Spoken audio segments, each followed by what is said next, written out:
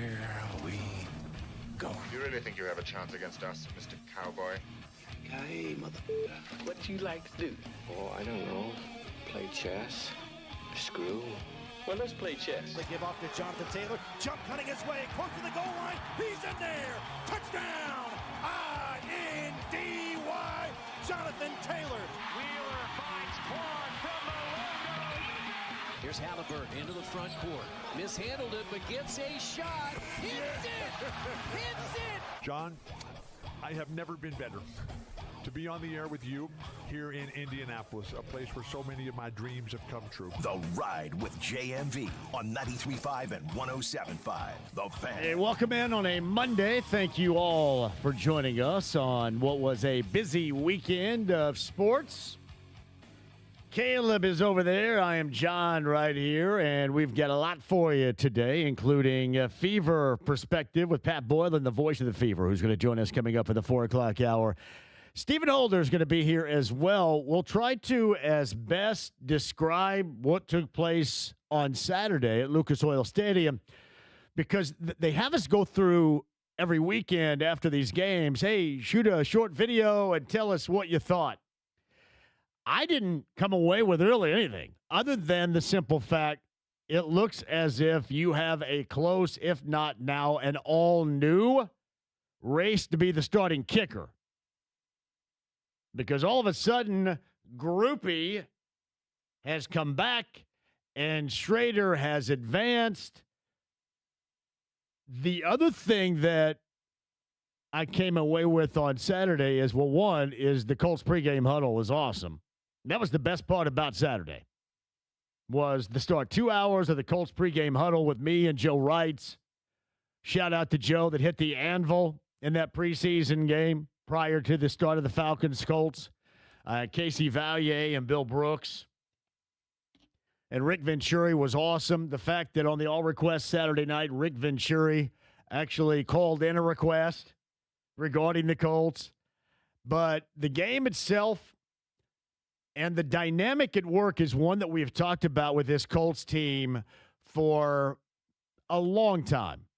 Let's just go basically, for the most part, through now as we go into year number 10. And you know what that coincides with as far as this group's leadership. The constant preaching is building depth and building this and quality on the interior, and it's all about depth. And I'll be damned if not each and every year you get to the point where you go, if there is one body in the starting lineup, either side, that is compromised, one, you don't have a great depth of belief in it anyway. But if there's one person, and you know what's going to happen because this is the Colts, if there's one person that all of a sudden is compromised due to injury, who is going to be able to step up? Jake and I were doing the crosstalk brought to you by Love Heating and Air a little bit earlier, a Ohio dealer, and yeah, he mentioned, and rightly so, you may have a little coverage at corner, and then that brings you to Charvarius Ward, which has got a lot of people worried. We'll talk to Stephen Holder about that coming up in the 5 o'clock hour. But it has constantly been preached. It is all about the depth, and you want to build the team. And here you are in year 10. It is incredible. I don't think really anybody stood out. You just couldn't wait once that ball was kicked to get that game complete. You couldn't wait. Nothing stood out. Except for the Colts pregame huddle, which was hellaciously awesome inside touchdown town. And there was nothing. So when they asked for that video from me on Saturday afternoon, I was here getting ready for the JMV takeover. I thought, I have no idea what to tell you guys.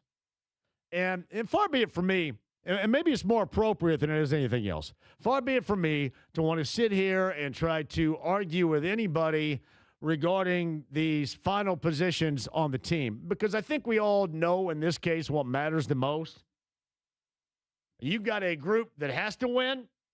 You got a fan base that is absolutely win or bust because you've been down this path before. That's the only thing.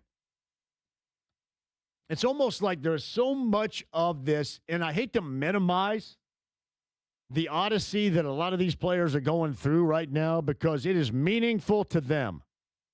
But to a lot of you fans, I get it when you tell me these arguments about, who's going to be the final wide receiver or the final tight end or whatever on the team. You go, I don't give a crap. Let's just get the season underway and see what this group can or cannot do. There is nothing that has been more accurate than that statement. And when you address me with that, I completely agree. It seems like that we're in this position of dialogue more times than we aren't. And it is tough. It's funny. I always look back at these types of years. And remember when I bring up the golden era and then some people immediately want to mess with it, shoot it down because they didn't win multi-Super Bowls. And, you talk about the golden era where didn't really worry about any of this crap. None of it. The only thing you worried about was what took place in the postseason and how you're going to, finally get past the Patriots. How you are finally going to advance. And this is so much more reminiscent of the early years. And the only problem with that, the early years, everybody was still incredibly excited about having the Colts here. It's funny. I was looking back at some video.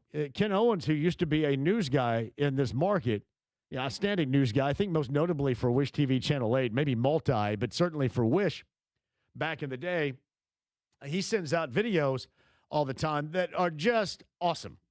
He sent out a video of RTV6 and their breakdown of the Pan Am games, and it had Greg Todd. I think Deborah Darnell was the reporter.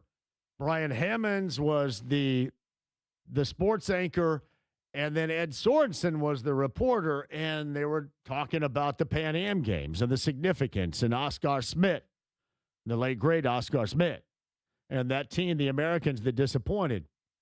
But I could not help, because I'm thinking about the Colts, to be compelled at that moment in 1987. You really didn't have expectations other than the fact that it was still the early stages and you were simply glad that the team was here. You had NFL football and really nothing else mattered. I mean, hell yeah, you wanted to win, but at the same time, it's not like you put a heavy price tag on it. There was not a heavy burden on it. And I don't know if sports talk until MPOS actually did exist around here. But it was funny to see that and to recognize what mattered then compared to what matters right now. Like, this is the abyss. This is what it's like to be in the abyss. And that's why last year was, I think, even more so disappointing than anything else, because you saw in the early stages that it looked like this group could be good. And the offense was playing at an incredibly high level. And then the injuries happen, and you go right back to being what everybody felt you were going to be in the first place, meaning what everybody feels like you're going to be this season. And when you get in the abyss, as they are and have been for a while now, it, especially with the same group and the same attitude, is incredibly difficult to get clear of. And at the same time, it seems like it's going to be forever. It was almost like that was just your average. I know preseason is boring in general, but not boring in terms of, all right, well, it further does clarify what you already know. These guys have to stay, not only do you have to have a great deal of good fortune and luck, but you have to stay incredibly healthy. I don't know if we can buy any of that. So my takeaway was, in reflection and being like a team that the Bengals were for multi-decades. And during the golden era, you never thought about that. You just thought about, all right, so what are you going to win this year? 12-13? And then what really mattered was what took place in the postseason. And now, not so much. We prioritized week number 1 in Baltimore. First month of the season, trying to get off to a good start. I do say this. It's not without any positivity. I think the Daniel Jones stuff is positive. The way that he has looked, it's interesting, right? Because the Falcons, when I was up there, the Falcons and the Colts, the practice matchup, the Colts were dominant when it was the dudes that are going to play versus the dudes that were going to play. When it was Cooper Rush versus the Colts, they had nothing. But I will tell you this. On Thursday when I was up in Westfield, when the dudes were actually out there playing, again, this is a practice scrimmage, but guys were playing, the Colts looked a hell of a lot better, meaning they do have guys and guys that can play, but they do not have depth. And the one thing you know about this team over the years, at some point, that is going to be necessary. Other than that, it was an awful game. I don't know how you guys sat through the entire thing. I know Caleb Zuver and his dad attended the game. How in the hell did you guys sit through the entirety of that game? Dude, it was awful. Listen, we always try to find the silver lining anytime we go to the game because we always think it's worth it. And I would still say, getting to spend time with your dad is worth it. But, yeah, man, I about fell asleep. Yeah. It was just one of the more uninteresting Colts games, and I should have expected that because it's preseason, but I've been to preseason games before. It was weird how there was just nothing, like you said, that stood out at all. Nothing. Obviously, I have an angle. I want to see Caden Curry do well. And I couldn't even tell by that what happened. I know he had like a fourth down rush, but there just wasn't really anything at all you could take away. I think it was. I wanted to see Curry have a carryover from that first game and that great performance. And I mean, like you said, not much was made of him. Any of the other rookies doing anything here and their name called would have been nice on defense. And only thing I would say that we got from it was the kicking battle, which Spencer Schrader continues to. Hey, if you're a groupie, you may feel like you're in a little bit of trouble right now. Yes. Because games. This little fella probably find a gig someplace else. Yeah. But, he may be in trouble here. And the game reps, Brian Mason, the special teams coach, I think he was speaking today, and he said, game reps are the most important. So Spencer Schrader right now is making up for maybe what he was lacking in some of the practices. It was problematic. It's funny, though. I tell you not to completely go overboard because this stuff, it doesn't matter. It really doesn't matter. I was talking to both you and James Boyd yesterday post-game of pickup basketball down at CG, and the only thing that really matters is once you get into it. But we're just in this position right now where you have to discuss it. And I've never really been one to want to debate who's going to be the final wide receiver or the final tight end or the final offensive tackle to make the team. But I do recognize you're going to have some bodies. I do recognize the offensive line is going to have to find somebody that's going to be able to swing around and do some things because at some point in the season, these guys are going to be injured. I would love to tell you that they're going to be charmed, but when's the last time this group was charmed? Right around, since you've been in the abyss, it's not at all. So you have to find some bodies that are going to be able to back up. And I don't know what you found over the course of that Saturday afternoon, Caleb. Not whatsoever. I don't think we found out anything that we didn't already know. So I would agree. A glorious start to the football season, high school-wise, on Friday night, wherever you guys happened to attend. It looked across the board like it was incredible. Man, Brownsburg looks the part. Brownsburg, LN. How about Warren on the road at CG? They look good as well. Carmel put the hammer down on Fishers. Cascade back to their winning ways, putting up 41. The Avon Decatur Central matchup, Avon 31 on the board there. And I know you had some other stuff that was going on, some like jackassery, I guess, that went down. Got to stop the jackassery. Too much. Too much of it. Like last night, too. I'm going to get to that in just a second. The Fever win 25-14 on the season. And I don't get involved in this because I think that it's incredibly stupid. It's a foregone conclusion.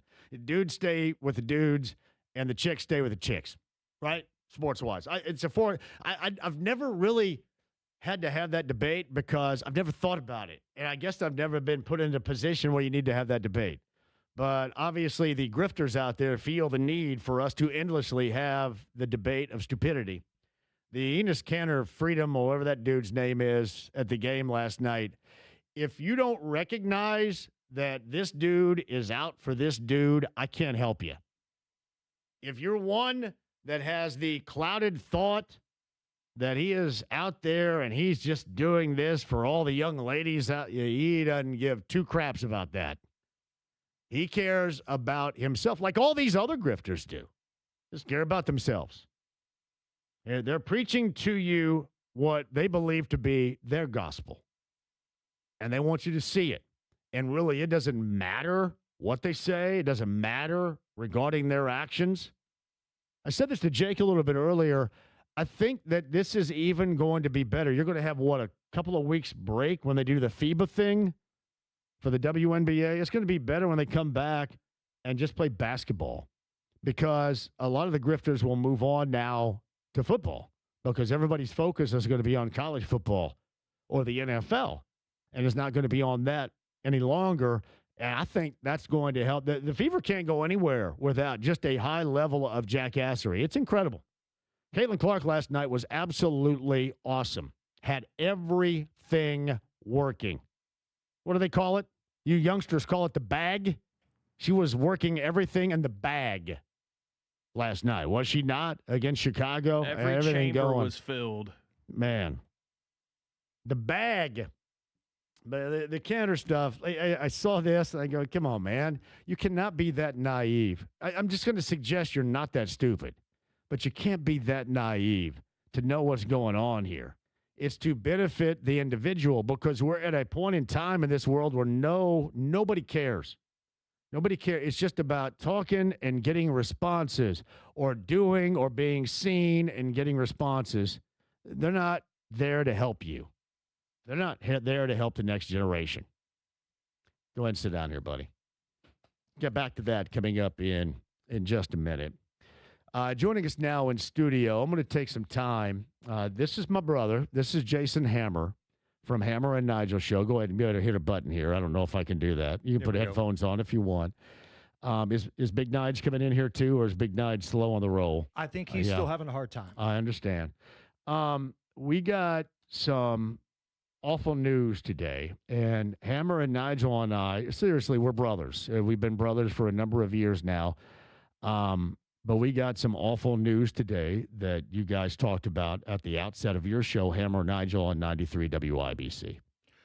Our friend, our coworker, our buddy, Matt Baer, passed away earlier today. Probably best known as our traffic guy in the afternoon. If you listen to Tony Katz in the morning on WIBC, he was the traffic reporter in the mornings as well.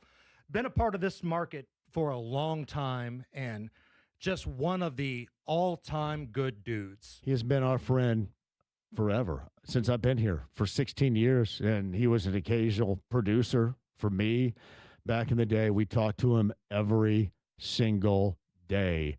He was by far the most liked individual in this building, had no enemies, nothing but friends, just an awesome dude, and I could not have been more steamrolled when I was informed of that today.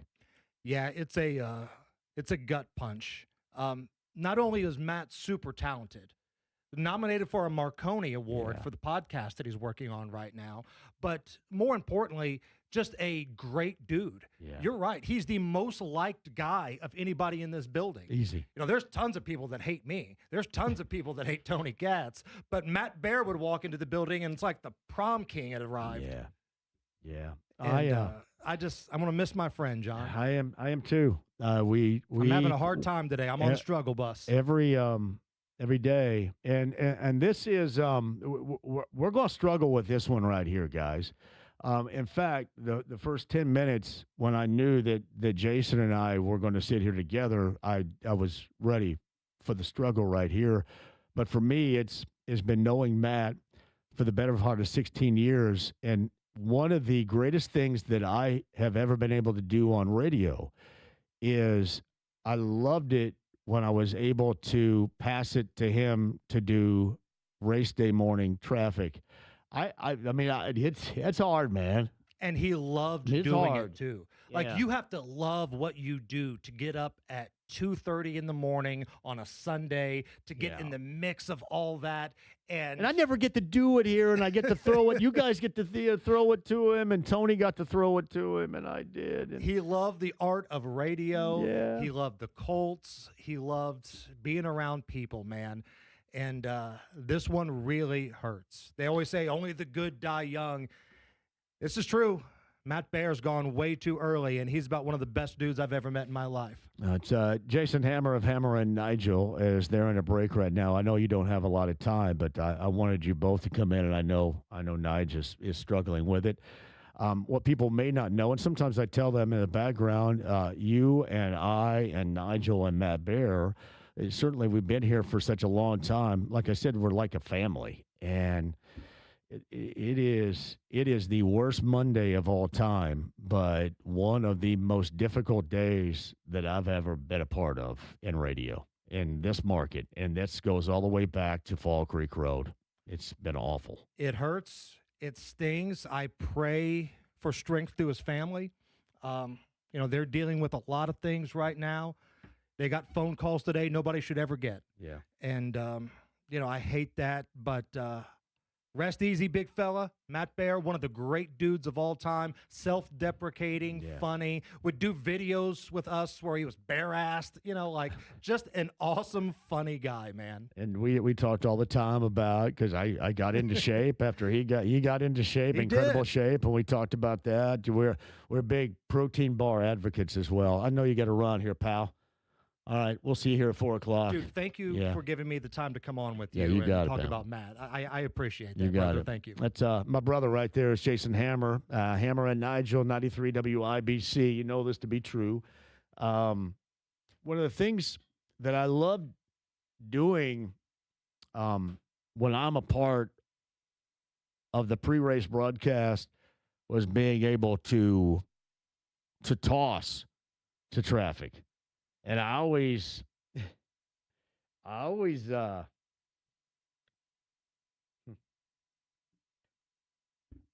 like fought Tony Katz over it. Sometimes I said, "Hey, let me do this right here."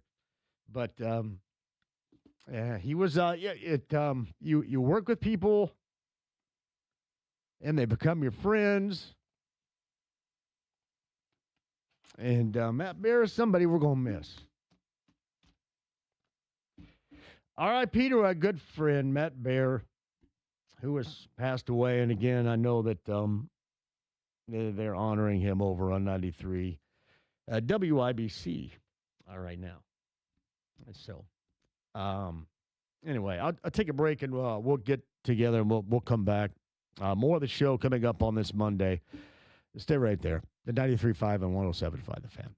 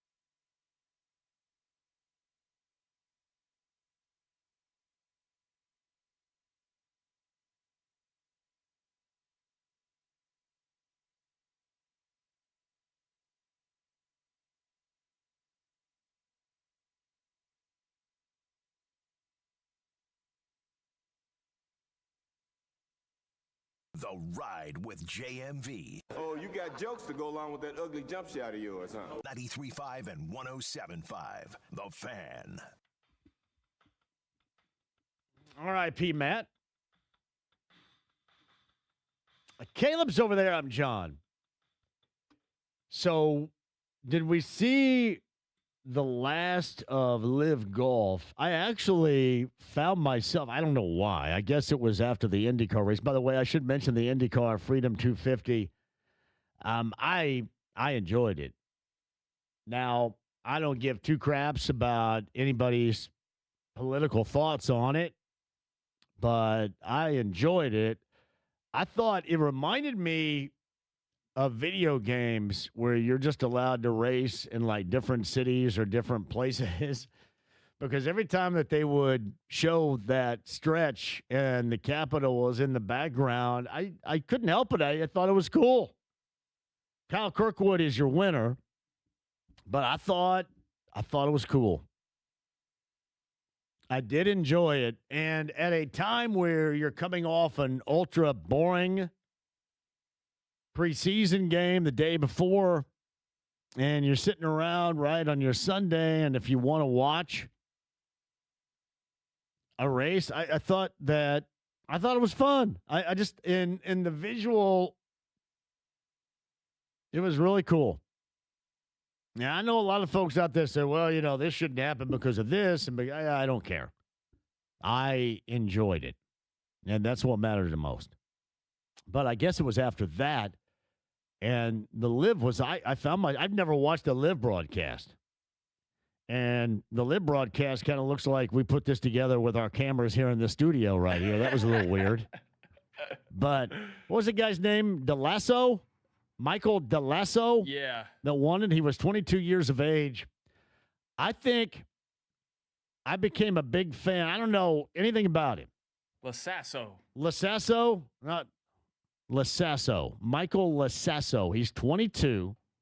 And he ended up beating John Rahm. Now, twofold on this.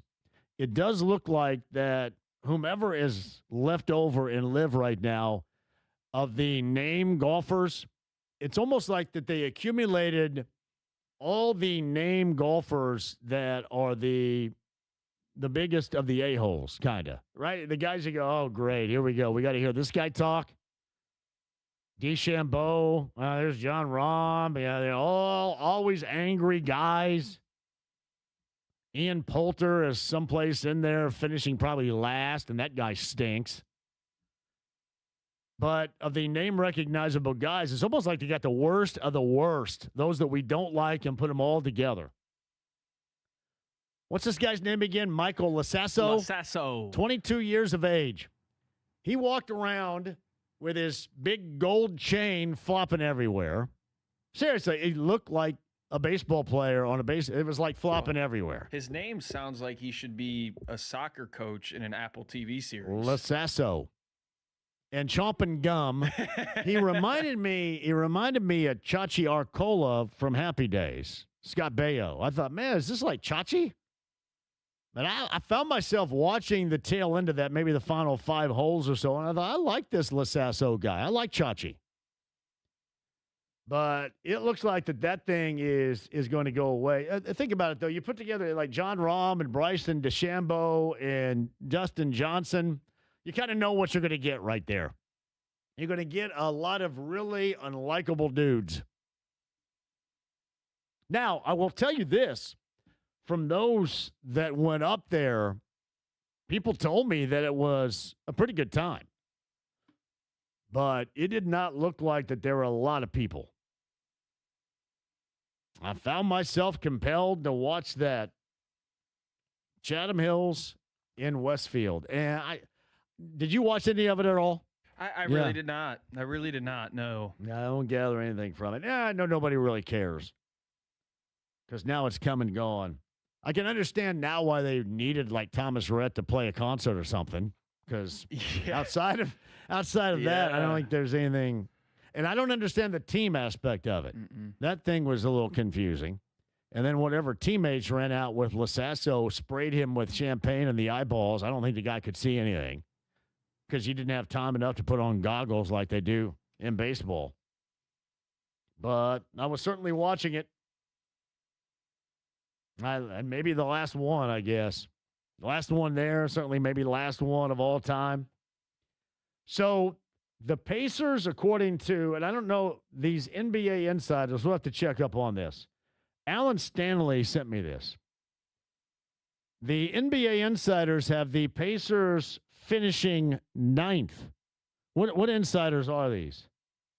Are they the ESPN people that have the Pacers finishing 9th? And this is 9th in the Eastern Conference. 9th in the East? That's what it says right here. I don't know where these or who these insiders are. But Alan Stanley says, JMV, the NBA insiders have the Pacers finishing 9th in the East.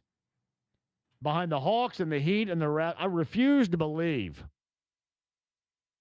The Hawks, with somebody as douchey coaching them dressing-wise is what I dress like. The Raptors, the Heat, 9th. That's something. Is this on your Twitter? I need to find this. Well, Alan just sent it to me, and I thought, well, this is appropriate today. And one of the reasons why I bring it up is you're going to probably get a lot of this. And here's why. They have been, for more than a year, out of sight, out of mind. And the lasting memory for the what have you done for me lately crowd is 19 wins a year ago. And, that's a 19-win team. And, they brought in Kelly Oubre and Ivica Zubac. Hey, this is what. So nobody remembers. Everybody is euphoric in the Knicks, and everybody's thinking about Wembanyama. Nobody remembers what the Pacers accomplished the year before last. I mean, hell, it's going to be like, you guys better prep for this. It's going to be like it never happened. Like a race from memory. All your stats gone. Until they do what? Until, Caleb, they prove it this season. You have 2 years, and really the sooner the better, to prove these people, whomever these people are, Caleb, wrong. Well, I was going to say this off that point. I think I brought this up in the 20 minutes where I was hosting the show on Thursday because of technical difficulty. Sweet. And I wanted your opinion on it, but I never got the chance to hear what you think. But, like, you had brought up earlier last week talking about Tyrese Halliburton and his comments on that podcast, the Kenny Beecham podcast, about, a player of my stature coming off an injury, they would usually open up either at home or on national TV. Yeah. And while I agree, like, he can, find whatever motivation you need.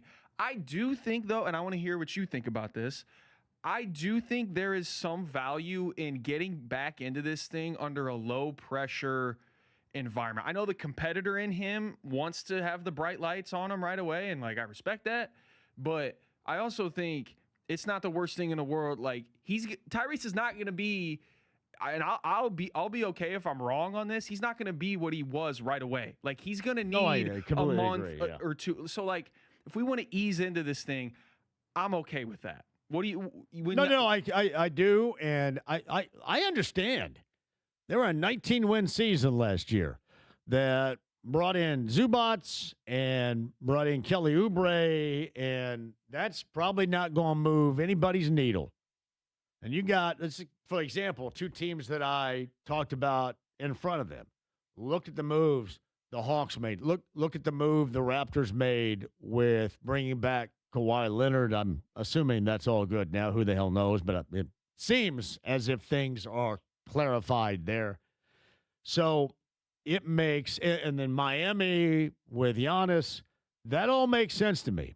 Because, again, until further notice, this is still a 19-win team. And you're not going to go back the year before last. They were all the way to the 7th game of the NBA Finals, and look what happened. Nobody's going to remember that.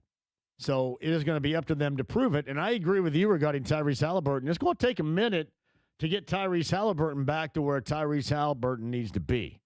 So I don't think it's a bad thing that you start off the radar. They're going to be firmly on our radar. That's what we're going to care about.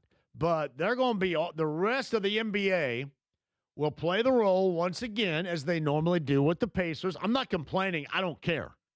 But the role they normally play is, hey, we'll give them some attention when they do something to give us a reason to give them the attention. That is always, you know this to be true around here. That's always been the case. You have to prove it. And we all know Tyrese Halliburton. I love Tyrese Halliburton because, to me, he is an elite, unique player in basketball that makes himself and everybody around him at the same time better. That is few and far between.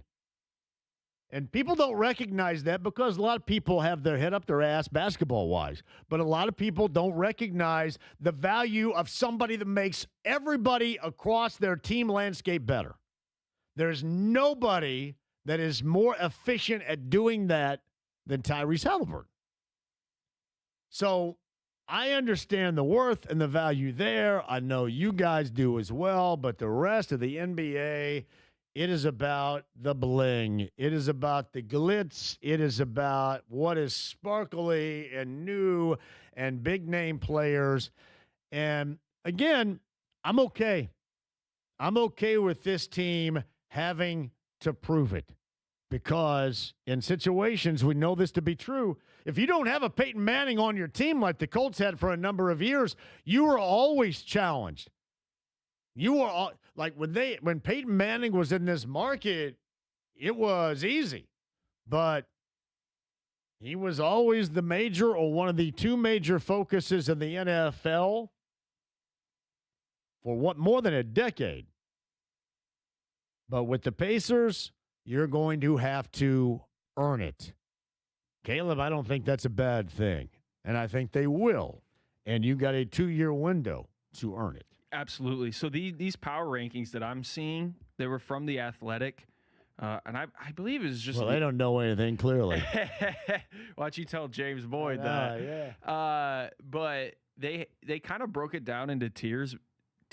So they have the Pacers in the third tier of teams with, like, the Nuggets, Raptors, Hawks, Heat, Magic, Blazers, and Suns. So I would say they should be probably, in my opinion, in the second tier with your Pistons, Celtics, Lakers, Timberwolves, and Rockets. But I don't know. I think that's interesting, and I don't mind it. I think we're always in need of this, aren't we? We're always in need of that extra motivation. Mm-hmm. People always tell me, I don't want to hear you whine about the lack of hype or attention given to your team, and don't whine about the small market mentality, and I don't, and I haven't. I just say, go out and prove it to everybody, because there is, I think, a higher quality in a sense of satisfaction of telling everybody out there that picks you ninth and doesn't believe in you to go to hell, to piss off. And we can sit here and tell them how we in this state know about basketball. You guys don't know your ass in from nothing regarding basketball. In fact, I think that's a better path. That's a better way for us to be allowed to say it in that fashion. So I don't mind it. Now, I expected it, but I certainly don't mind it. All right, we'll get to that. I know ESPN just dropped that today. As Caleb mentioned, The Athletic had their selections regarding the Pacers as well. Pat Boylan's going to join us coming up at the top of the hour. Caitlin Clark was spectacular last night, 37 in all, and did a little bit of everything. 10 assists in that game. The one thing that stands out, and maybe it's just me, but it seems like in that game, with everything that could have gone haywire, you lose 2 straight, you're on the road, the second of a back-to-back in Chicago, and the last time out, we all know, what took place with the situation with the Chicago Sky. But it seems like that there's more of a focused and non-confrontational, and I know there are a couple of different times where she was out there and, she gets her elbow in and just does the offensive moves. Believe me, everybody does that. Everybody does that. This kid from Panama right here has one hell of a batting stance. You watching that in the other room right there? Do you have that going on? Yeah, I got the Little League World Series you watching up this? here. You watching this kid? Look at this batting stance right here. That can't be real, can it? My TV might be a little behind. Did you ever try when you're in Little League? Did you ever go in there intentionally hoping for a walk because you felt you're never going to make contact? And I'm hoping sorry. for a walk. This might reveal too much about my character, John. I was so afraid of getting hit by that baseball, man. Like when I was 9 years old and I went to swing, I would step out of the box like a fadeaway swing because I didn't want to get hit. It looks like that this dude is looking for the walk. And I think we all played Little League with other kids that went into the box intentionally hoping for a walk. I think this kid may be one. Maybe he proves me wrong, and now he's got more. Yeah, he made some contact right there. Maybe that was just it was like 1 and 2, so I don't really know why he was doing that in that circumstance. But 3-2 count, I'm not swinging. yeah. I'm hoping that I'll take my chances. Hoping for a walk right there. All right, Pat Boylan's going to join us at the top of the hour. We lost our friend Matt Baer today. WIBC traffic for so many years, but even more than that, as Jason Allen Hammer, my brother, came in and explained a little bit earlier. More than that, he has been a lifelong friend. I have known Matt since going back to the first days I got here. So the better part of 16 years, I have seen Matt Baer basically every single day. And he was, at a couple of different points, a producer. When I feel more comfortable in telling a fun-loving story, which I just simply don't right now, I'll tell you the Colts, Matt Baer story. But right now, I don't feel like that. This is awful. And we are so going to miss our friend. As I mentioned to both Jason and to Caleb before I came in here, and Tony Katz was in here a little bit earlier, one of the great things that I've always loved about being here, because I spent a lot of years over on Fall Creek Road and then came here. But when I started doing the Indy 500 pre-race shows, and Tony Katz and I have done that for a number of years, just one of the complete honors was to be able to throw it to Matt Baer in traffic, because I never get a chance to do it here. And it was just always awesome. And as we talked about together, Jason and I, there was nobody in this building that was more loved than Matt Baer. And to have been informed of that upon arrival today is just the ultimate deeply rooted hurt for somebody that I have known, who has been a friend, that I have worked with, that I've seen on a daily basis. And I've told you this before, Hammer and Nigel and I in the afternoons are like brothers.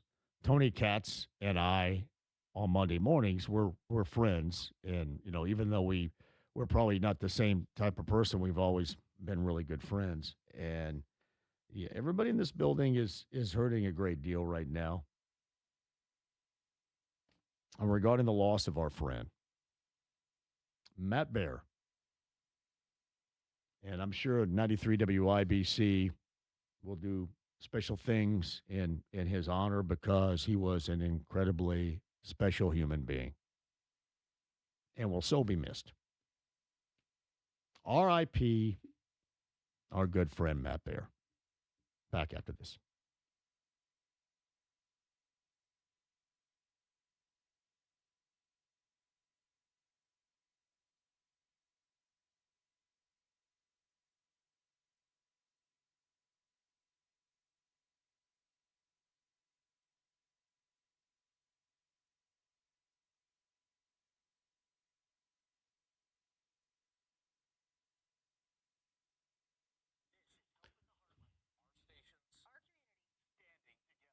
It's John here for Connecticut Water Systems, Connecticut in your home with my friend Joe.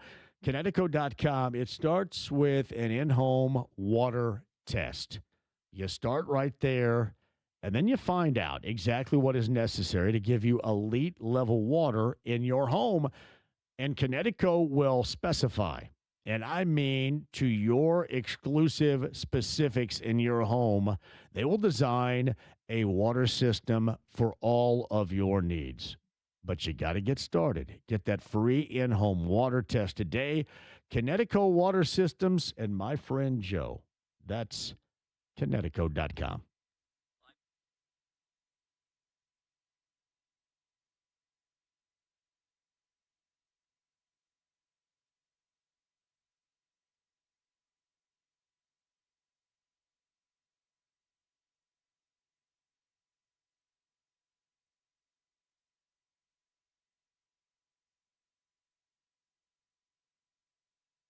Face wash at Walmart for less than $5. What are you waiting for? Save clean, less cash. It's LD Smith Plumbing and Drains at 317-927-7186. Our friend Lance and his local team, nobody better to make sure that you are good to go in a number of things. You know, you go through the summertime, too, and you have all this heavy rainfall, a lot of storms and stuff. You got to make sure that your drains are unclogged and everything is good to go as we get toward the end of the summertime, and really anything across the board that is in need of a plumbing situation. You want to always go with the best, and that's Lance and his local team at LD Smith Plumbing and Drains. Give him a call. Tell him I sent you today. 317-927-7186 online, ldsmithplumbing.com.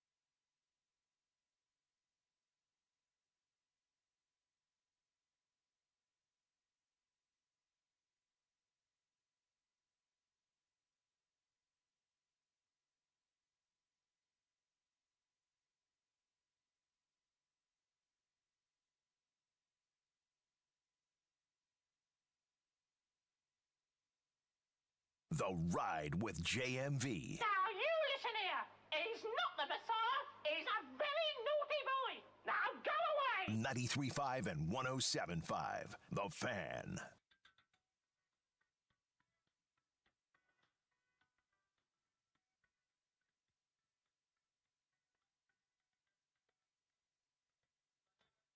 Pat Boylan coming up at the top of the hour. Stephen Holder will join us. We got Fever and Sky from last night. And, of course, what was this weekend, too. Falcons and the Colts. I say that if there is anything that is redeeming at all from Saturday is the fact, I can't tell you because I saw it with my own eyes in Westfield on that final day, that the Colts starters played a level of, at times, dominant football against the Falcons. Now, what we saw on Saturday was a backup, no depth Colts player cluster. I agree. It was terrible. But I'm trying to give you just a little bit of hope here. That was the case. I'm not making it up. It is not a dream. Now, I don't know if there's any translation. Maybe there's no translation to what we watched on Saturday, but it was incredibly awful football. No question about that. JMV, that's from Nick. Name a single person that knows anything about basketball would prefer to watch Jalen Brunson over Tyrese Halliburton. Now, Nick, I will tell you this, and I know that really doesn't equate to my normal stance around here, but I've said this before. I'm a fan of Jalen Brunson. I know it's weird, but I am a fan of Jalen Brunson from this is he has worked it to that position, if that makes sense. And I know that his father was, a former Temple player and then played in the NBA, and you're going to say, well, how much did he work? But he worked his ass off to get to where he was, and I'll always have a great deal of admiration for that. Now, I'm not a fan, and I'm not going to wave the flag or anything like that. But I think the point that you're making right here is accurate. He doesn't make everybody else on that team better. Tyrese Halliburton is one of the few examples of players. I don't just mean NBA, but basketball players in general that makes everybody else better. You look across the board at this roster and you wonder, hey, why do the Pacers, why do their front office brass believe in this core group to keep it for the most part together? With the addition of an Oubre and obviously at the trade deadline last February of Ivica Zubac, why do they feel the need to keep it together? Because they believe in it. And why do they believe in it? It's because of the presence of Tyrese Halliburton. You think these guys are going to be any better without him? You think Neesmith is going to be better without Halliburton? You think Siakam's better without Halliburton? It stands to reason, and really all you have to do is look. And you saw in your number one in Milwaukee what happened to Miles Turner without Tyrese Halliburton. It was absolute disaster. But, I mean, hell, we had an influence even prior to Tyrese Halliburton of understanding of what Miles was before Halliburton got here. There is something to be said, but it's oftentimes lost in the shuffle of everybody wanting all the glitz of the individual performers and the name-recognizable NBA players. It is lost to have somebody that does this at an elite level, and that's make everybody better. And believe me, nobody is more accomplished in that category than Tyrese Halliburton. Pat Boylan on the other side. He is the voice of the Fever. Stephen Holder is going to join us coming up in the 5 o'clock hour. You guys sit tight. This is 93.5 and 107.5 The Fan.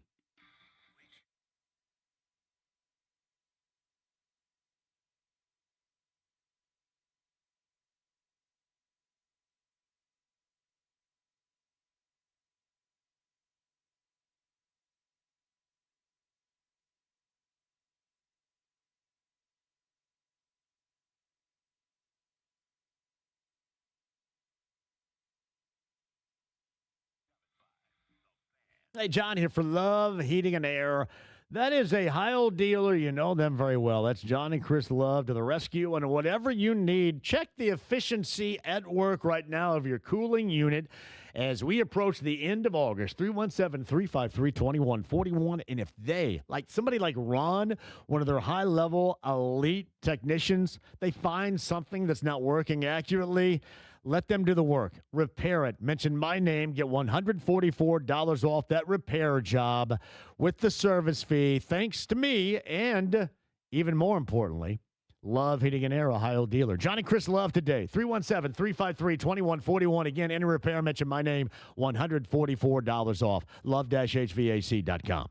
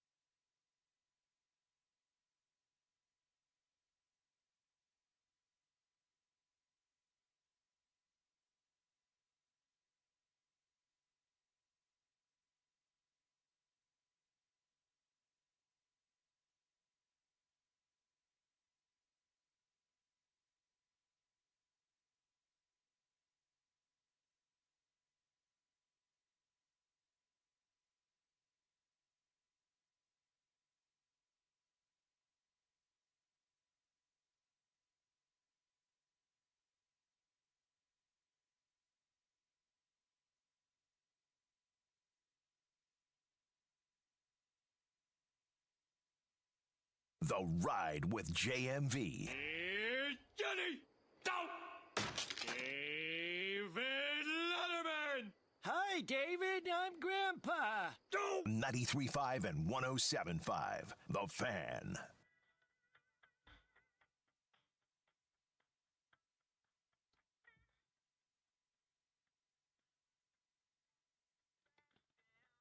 Caleb Zuver is over there. I'm John. Stephen Older's going to join us coming up in the 5 o'clock hour. Got a busy week, in fact. See you. We're going to be, and I'll get more into this as we move along, the Noblesville Kroger for Help in the Heartland. All of our shows will be there coming up on Wednesday. So Wednesday, the Noblesville Kroger for Help in the Heartland. Each show here from the Fan will be there. I think a lot of the shows from the building will be there. So that's coming up on Wednesday. And the first of many this year, Bud Light Blue Fridays, Mucky Duck on the south side. That is on Friday. There is going to be an incredibly awesome in-game, in-season prize package. So I'll tell you more about that again as we move forward into this week, too. But Noblesville Kroger for Help in the Heartland coming up on Wednesday. And then with our friends from Zinc, Bud Light Blue Friday, we're at the Mucky Duck down off 65 and Southport Road. That is coming up on Friday. Meantime, on the Andy Moore Automotive Group hotline, he is the voice of the Fever, friend of this show. Pat Boylan joins us. Hello, Pat. How are you? John, good to be with you. What is the game, the performance, individually speaking, of Caitlin Clark last night? Where does that rank in performances you've seen from her prior? Yeah, up there. Anecdotally, top of my head, probably top 5. I mean, when you consider, look, I know at face value, you look at this game on Sunday and somebody who maybe is a more casual fan might look at it and say, well, they beat a non-playoff team in Chicago. You know, that doesn't jump off the page. But if you look at the circumstances around this game, this was the 5th game of Indiana's longest road trip of the season. We know how difficult the final games of road trips can be. The WNBA schedule makers did not do them any favors by making that 5th game a back-to-back. They played on Saturday and then they played on Sunday. You don't have Aaliyah Boston, one of your big 3. Chicago had won 3 in a row going into that game, and of course you're on the road. So all of those things considered, you know, I thought Sunday had the potential to be one of those games that could be of the trap variety and really, really challenging. And without Aaliyah Boston, you're missing so much front court presence. You needed big games from both of your guards to win. Now, it turns out you got spectacular games. I don't know that you quite needed 37 and 10 and 30. I mean, what Caitlin Clark and Kelsey Mitchell did in the second half was spectacular. It was maybe the best half performance I've seen from those two combined. When you looked at what they did and, you know, missing one of their all-stars, those two stepped up in a big way. Obviously, Caitlin was brilliant, not just with her shooting, but with her passing as well. And on a night where you have to step your game up a little bit at the end of a road trip, tired legs could be coming into play. The Fever looked the opposite, and in their 3 back-to-backs this year, second half of back-to-backs, they're 3-0 in those games. So I think a testament to mental toughness as well as physical. That's Pat Boylan, the voice of the Fever on the Andy Moore Automotive Group hotline, also a part of the Pacer radio and television networks, in which we'll talk a little bit about the content provider of that coming up a little bit later on. But you look back at the Fever, and they were on top of a 2-game losing skid. And really, there were some situations, maybe not late in Dallas, but at least in the second half, but definitely late in that Brooklyn game, to where it came down to execution, and it was disappointing. The Fever did not qualify in that category to execute at the level in which it was necessary to win on the road. So I think yesterday that was another reason why last night that game was so good, because you kind of wondered where they might have been at the tail end of that road trip. Yeah, no, and again, it had all the makings of a game that, whatever you want to describe it, trap game, whatever, of being way, way more difficult than you might appear it to be on the schedule. I mean, Chicago, who came in on a night's rest, just beat Golden State in their previous game, who currently is the 2 seed. So, I mean, it gives you an idea. They're playing at a higher level than their record suggests. And there were so many factors that were going against them. And, frankly, it was a dogfight through 3 quarters. Caitlin and Kelsey really started to emerge in that third quarter, but you go to break, and I think after the third, it was a 4 or 5 point game. And I remember thinking, wow, those two were just spectacular. But you still have so much work to be done. Well, then those two, and not just those two, by the way, I thought Michaela Timpson was really good again. Sophie Cunningham knocked down some shots. Maybe Lexi Hull's best game of the season, and certainly her best in the last couple of months. So all of that's significant too. But your stars weren't just stars. They were playmakers down the stretch. They executed down the stretch. And you're right. I thought for 8:30 of that fourth quarter against New York, the Fever played extremely well and were riding a momentum wave that I thought was going to carry them across the finish line. After Kelsey Mitchell hit that three to tie the game with about 90 seconds left, it kind of felt like one of those games that the Fever might just steal, a little bit like the Atlanta game in game one of the trip. I give New York a lot of credit. They immediately got a bucket. They immediately got a stop and then a foul. And the execution in the final 90 seconds wasn't there.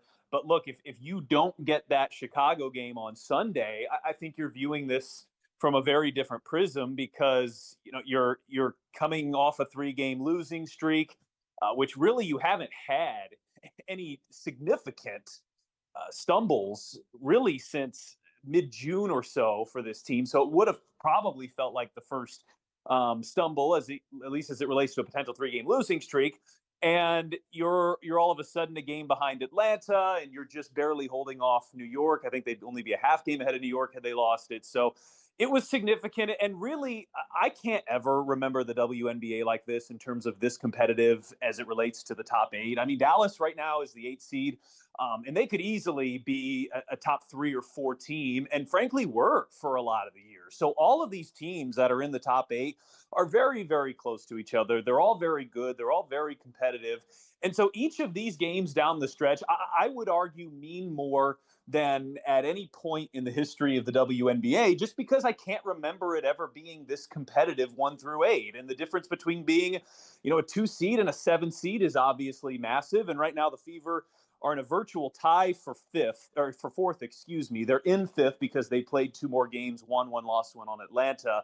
And that right now, the tiebreaker is still up in the air on who would have it between the Fever and the Dream. But right now, that's the difference between home court advantage and not. And so these final handful of games down the stretch for both of these teams are going to be absolutely massive. They're going to feel like playoff games. And frankly, these games for the last couple of weeks have felt like playoff games. So Pat Boylan joins us. I thought the front court step up of some folks last night was big in that absence of Aaliyah Boston. Yeah, I mean, Michaela Timpson, what more, first of all, I'll start Agreed. there. Can you say about her? This is a player that was a second-round draft pick, went mid-second round. Those players are very rarely starting in year number 2, and she wasn't for most of the year. But she brings something that the Fever otherwise don't really have, and there's not a lot of players like her around the league, just in terms of her sheer length and disruptive ability on the defensive end. If you look at win shares for that draft class of 2025, it was loaded at the top. It was Paige Beckers and Dominique Malonga and Sonia Citron and Kiki Iriafen, and all 4 of those are going to be perennial all-stars.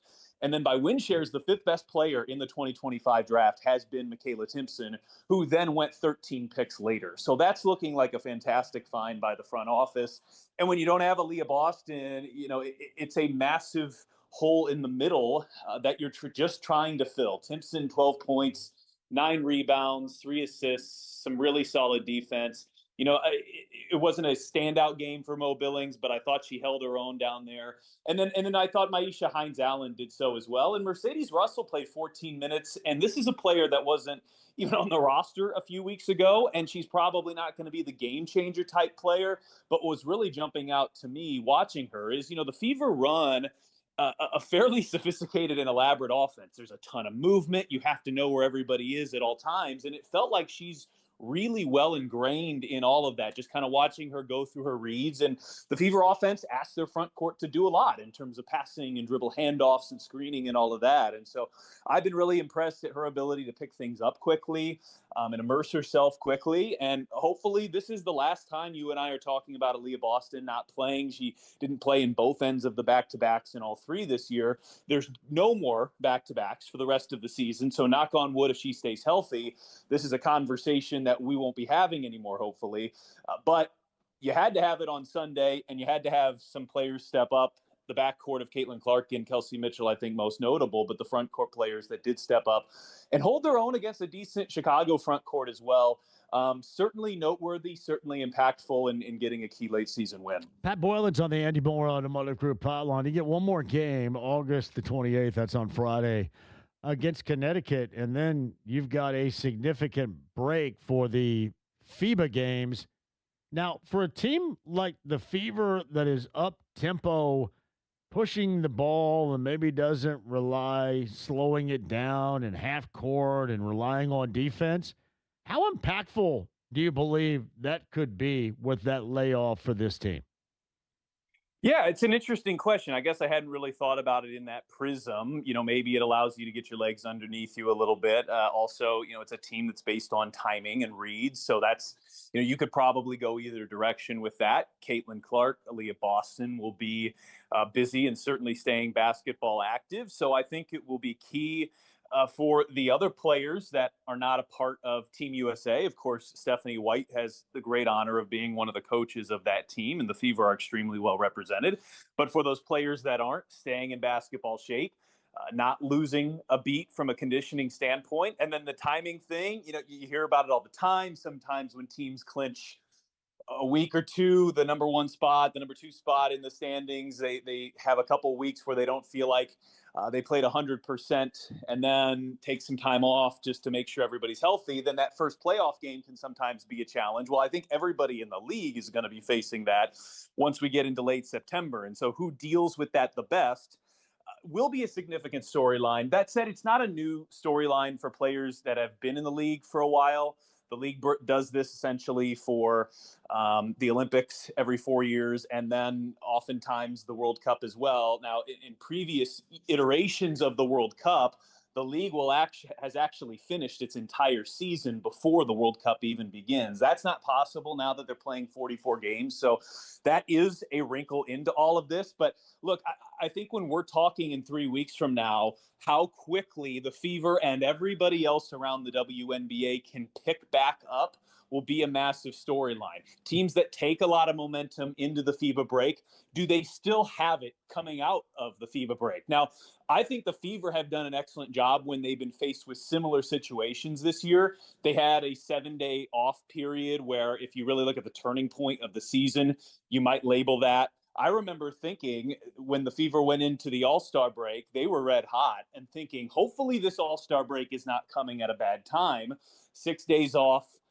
The Fever picked up right where they left off. So they've done a good job with gaps in the calendar this year, but there is no gap quite like the one that's coming up here very, very soon. So it's a fascinating twist into all of the storylines is what version of these teams are coming back 3 weeks later. And I think the answer to that question could go a long way in determining not just where the Fever end up at the end of the regular season and into the playoffs, but, who potentially even the eventual champion is. He is the voice of the Fever. He is Pat Boylan. He's on the Andy Moore Automotive Group hotline. This is getting to the point of contract buyout, chase a championship type of year, season-wise timing.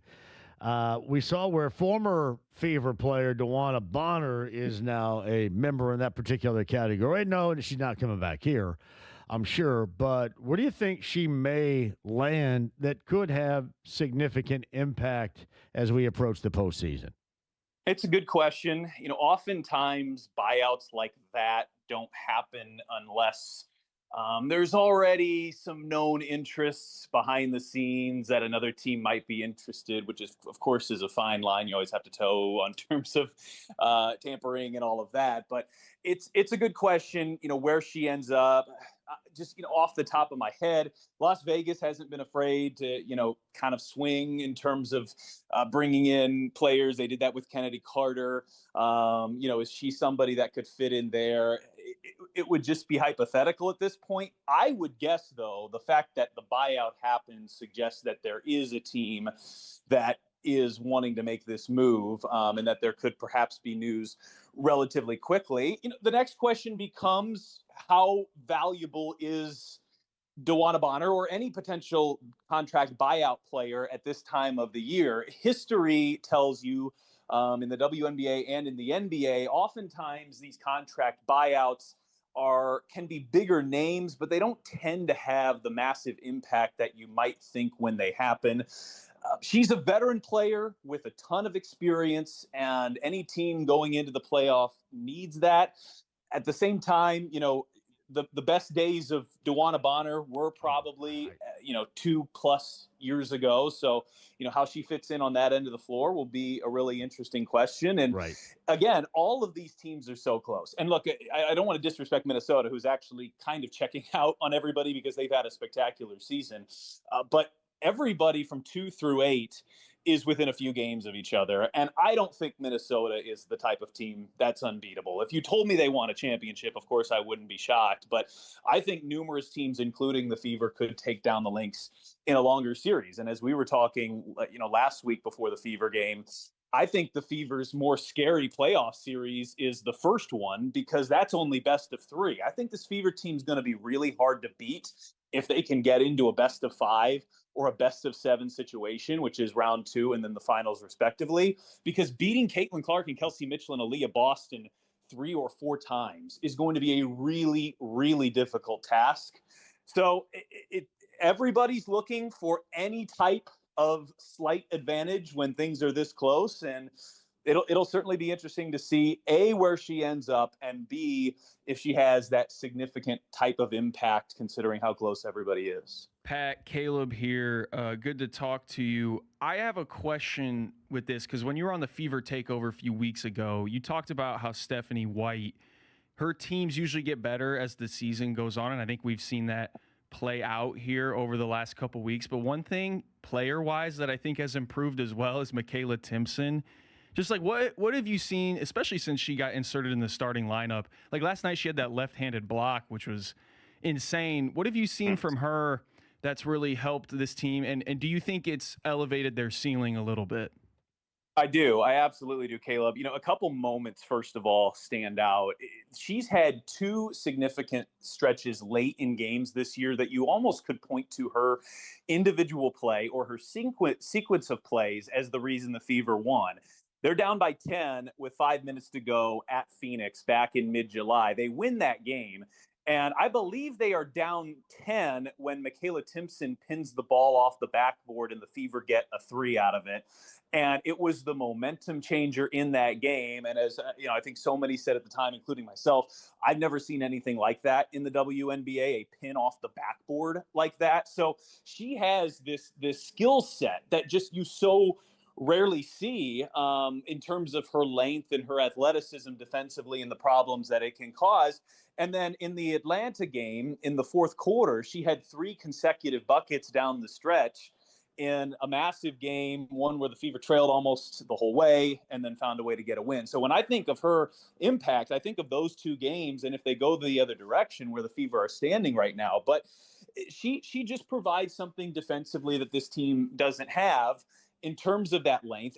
And what impresses me about her defensively is oftentimes you'll see Stephanie White, like you'll see her put her on the point guard or the ball handler up top. And if you're not watching intently, you might think, oh, that's a switch or a mismatch. The Fever didn't get a line defensively, and so therefore Michaela Timpson is on a guard. No, it's by design. It's because her length causes so much problems, and she has quick enough foot speed to be able to guard players much smaller than her, and then also cause disruptions in the passing lane.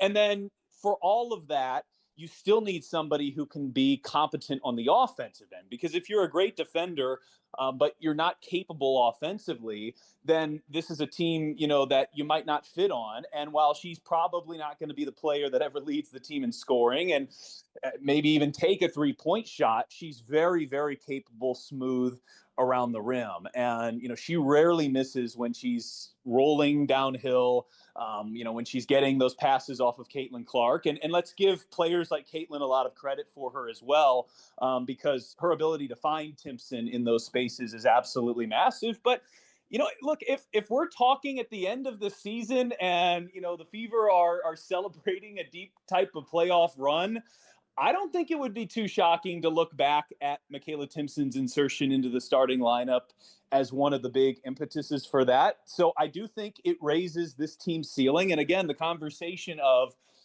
all these teams that are so close to each other are just looking for the tiniest edges. Well, some team might sign DeWanna Bonner and get that. But I think for the Fever, finding this role for Michaela Timpson could very well provide that as well. What's up, Pat Boylan with us, also a part of the Pacers, both radio and TV. DAZN, what are your thoughts on that? That's going to be a new home for you coming up this year. Yeah, it will. And we're excited about it. And I think Mel Raines and our leadership group have done a good job of detailing some of the differences and the improvements, especially from a streaming perspective that we'll have. Based on last year, if you look at some of the deals that they've got going on right now, you can get in on this for, I think it's like right around $60 for the whole season. And we're all in an era of transition right now, and everybody's trying to figure out, the best way to do this. I think an important aspect of it is having a great local channel media presence. Now, that's not always the easiest thing to have because we experience this on the Fever side. WTHR is a wonderful partner. We're so grateful to have them. They have all these other commitments. And at times, there's a handful of Fever games every year that air on WALV because they have so many network commitments and they can't bow out of everything, even if they would like to. But the opportunity to have more than a handful of games on local TV, I think is a real win as well. And this is an evolving, evolution of a distribution platform. Forever it was simple. And then cord cutting happened. And now, everybody's trying to figure out the best way to do it. But, I think from a bottom line perspective, you're going to be able to stream the Pacers. I think you're going to be able to stream them at a higher quality than you could previously. I think you're going to be able to do so at a cheaper price point than previously. So I think all of those are wins, and I'm excited not only to see this, but as mentioned, hopefully more than a handful of games available over the air and on local TV as well. And yeah, I mean, it's going to be a time where, hopefully we're talking about a deep Fever playoff run. And because in part of the FIBA World Cup, that's going to run into, hopefully for the Fever, right into the Pacers season. So you and I have had so many discussions of the Fever starting up while the Pacers were on those playoff runs that they were the last couple of years. Hopefully we're talking about the Indiana Fever and a deep playoff run alongside the Indiana Pacers and the DAZN era, which the preseason will tip off in early October and then the regular season back in late October. It's Pat Boylan. He is with us. By the way, I brought this up a little bit earlier. I'm assuming you expect, much like I do, for those experts nationally to completely downplay the level of play that is expected out of this Pacer team this season. Is that what you're thinking too? Yeah, no question. And look, they've never really, the Pacers have never really ever been a trendy pick. And then you add in some of the offseason movement and the out of sight, out of mind nature of what happened last year. I can't say I'm shocked. At the same time, I think the Pacers kind of tend to revel in moments like these. I think it's potentially a good thing in terms of, okay, put the chip on your shoulder right at the start of the year. And I think at the beginning of the year, the biggest question is going to be, where is Tyrese Halliburton? And I think for all intents and purposes, he is about as good as you could ever hope he would be at this point, coming off of what he came off of. But still, he's going to have, 16 months since the last time he's played in a competitive basketball game. And there are all sorts of boxes he's going to need to check early on, mentally, physically. And then Zubac's in the middle, a wonderful center I think, an upgrade at center of what you had, even with Miles Turner, who you were a fan of, I was a fan of, but I think he's going to be an upgrade there. But there's certainly a feeling out process and how everything fits together, and the puzzle pieces fit a little bit differently with him in the middle. So, yeah, I hope we've got a deep fever run to talk about, but once the Pacers come around, I think it's a really exciting start of the season as well, not just because Halliburton is back, but because they've absolutely got the type of players around him to have another really deep run. That's a conversation for months down the line. So I do think it's important how they start and what the first month looks like. At the same time, if it doesn't look perfect, hopefully there will be some understanding. But yeah, the East, honestly, I've been talking about this crowded WNBA standings, but the East kind of looks similar to me too. I think there's probably 6, 7, 8 teams that realistically feel like they could and should win the conference. And I think the Pacers are absolutely in that group. And fortunately for the Pacers, unlike many of these teams, they've done that. They've experienced 2 deep playoff runs. They've won the Eastern Conference from a playoff perspective. So doing it is one thing from feeling like you could do it. And the Pacers have done that. And I expect no different, albeit, maybe some learning curves as things get started in 2026, 27. Pat, I appreciate it today, man. We'll do it a little bit later on too, and then we'll be starting to talk about the Pacers too. It's funny. I'm going to have to share my stream on DAZN with my mom down in Greene County. I've tried to explain this to her, so we're having to share now. Well, I appreciate you helping educate everybody, because obviously that is, one of the things that we will be looking to do is making sure everybody who got it in a different manner is able to do so as well. So that's very much a boots on the ground operation. Yes. We appreciate you doing your part. Well, her favorite player is, as she calls him, Obi Toppin. So Obi Toppin, favorite player. All right, that's a good choice. I appreciate you, man. Thanks, John. It's Pat Boylan, voice of the Fever from the Pacers and Fever Radio and the Pacers television network, which is now content provided by, as you know, the streaming service DAZN. Quick break. We shall come back. I feel compelled to continue to share this with you, as was announced a little bit earlier today, and Jason Hammer, my brother, along with Hammer and Nigel, 93 WIBC, the passing at the age of 48 of our friend Matt Baer. Matt Baer has been doing traffic on 93 WIBC for a number of years. 48 years of age. Just an absolute incredible guy. And I have known him. He has sporadically produced, at least in the early stages when I was here, going back 16 years. And Matt has passed away at the age of 48. We will have nothing but incredible memories of Matt. Matt Baer is a friend, and a friend of Hammer and Nigel and Tony Katz and mine, and really everybody here. There's nobody that was more liked in this building than Matt Baer. Matt Baer has passed away. Matt Baer was 48. Back after this.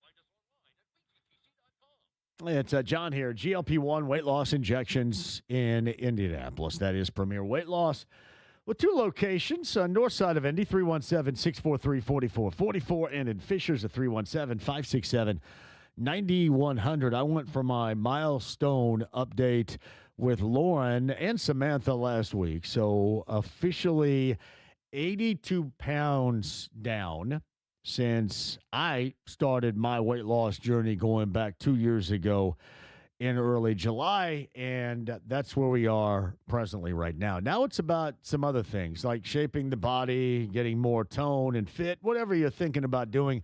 you can accomplish with my friends at Premier Weight Loss, because they're going to keep you goal oriented. They also offer everything that you're looking for, especially in terms of cosmetic treatments. We're talking electronic toning, Botox, skin tightening, also available at Premier Weight Loss. Again, give them a call today, 317-643-4444 online. That's pwlindy.com.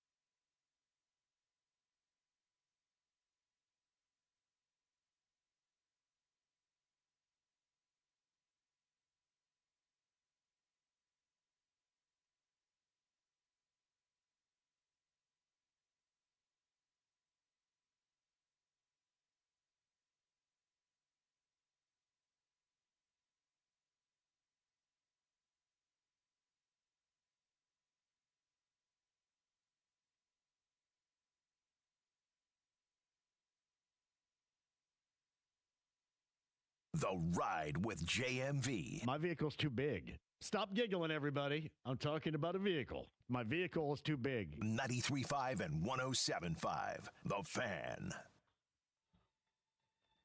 Caleb Zuver.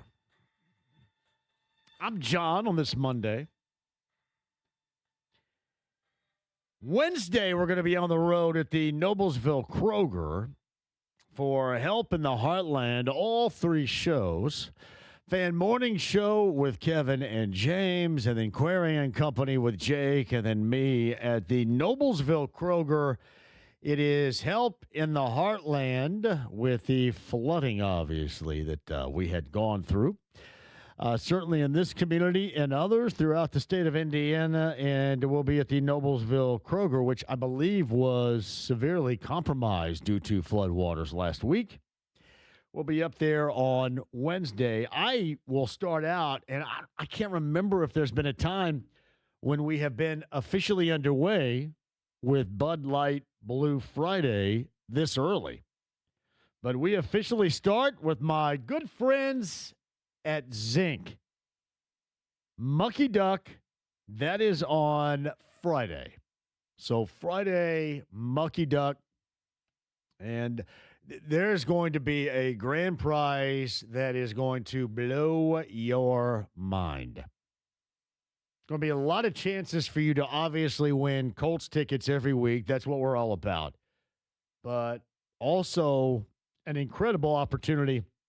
This thing just continues to grow. I've always loved it, but it's got even better now because we've added in the last couple of years a football toss, so there's a little bit of skill there as well.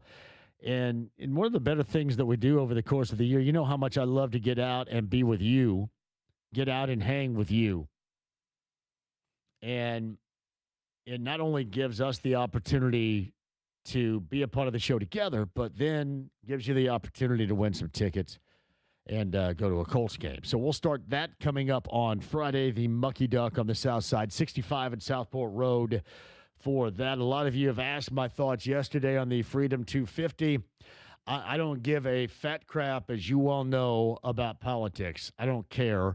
But I sat, now I had music playing in the background, but I sat and I watched it and I thought, I think the correct term is aesthetically pleasing. I thought it looked awesome. I thought the look of it was outstanding. In fact, Kyle Kirkwood won. That is great. But I want to be entertained. And I have to, every single corner, put up with somebody's bull, you know what, jackassery of how it affects them and your political. I just wanted to watch a race on a Sunday. And I thought it was cool. I mean, who the hell knows if they're ever going to do it again like that? It reminded me of a video game. And I don't know, were you a video gamer, Caleb, back in the day? Were they had games in which you were driving and they would give you the backdrop of where you're driving. That's what that reminded me of. It was so incredibly cool. It was, I'm not going to say it was surreal because it wasn't, but it was just cool to watch yesterday. Mm-hmm. It really was. I didn't get a chance to get my eyes on it, but I wonder, is this, and maybe you can educate me on this, John, is this a 1 year thing or are they going to go back? I think it's going to be a 1 year thing. I think it is for 250 and 250. Just part of the whole thing. I wish that they could race with backdrops like that. I think it's really cool. I thought yesterday was cool.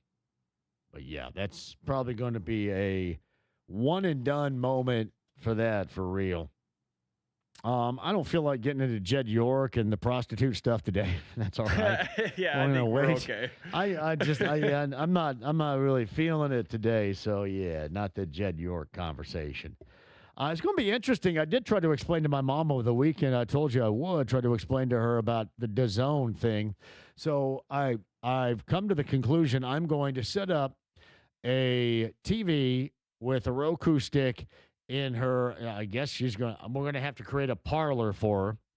So her parlor, and I'm going to put it right there and say, and I'm going to share this. This is where you go every single night to watch the Pacers. And I said, I'll pay for it. And I know that is a problem for a lot of you out there. I get it. You can only go up to your means. Don't go above the means if you can. You can always listen to it right here. But the parlor, the TV, a Roku stick, and whenever it's on, you go in there and said, and then Caleb, she said, well, my phone's all. I said, we'll have to get you another phone line then or something, all right? All right, we're just make sure you're going to be able to watch it. So I think I have it explained enough, Caleb, for her to kind of get a little bit. Just kind of. Right. Hey, yes. I don't, and maybe we need to, this is bad radio, working through this on the air. So you're saying that you and your mom are going to pay for two I believe I can share accounts. a stream. Okay. Yeah, I can share the stream. That's what right? I was going to ask. I was going to make sure. When I say that, it sounds really weird, but I told her, and she has no idea what I mean. I said, we can share the stream. So I'll buy it, and then I'll share whatever the address is with her so she can just go in there and poof, hit it and be on. Here's the breakdown if we have a second. Please I just want to make go sure ahead. we You get have this plenty of right. time, yeah. So there are two versions you can buy. There's one that has two streams for one IP address. Think of an IP address as your home address. So I can share one account. Well, I can pay for one account and then share the stream so she can watch. You can, but you can only watch with one home address at a time. So there's another option. This is probably the one that you need to buy. Okay. It is a little more expensive. It's about $20 more.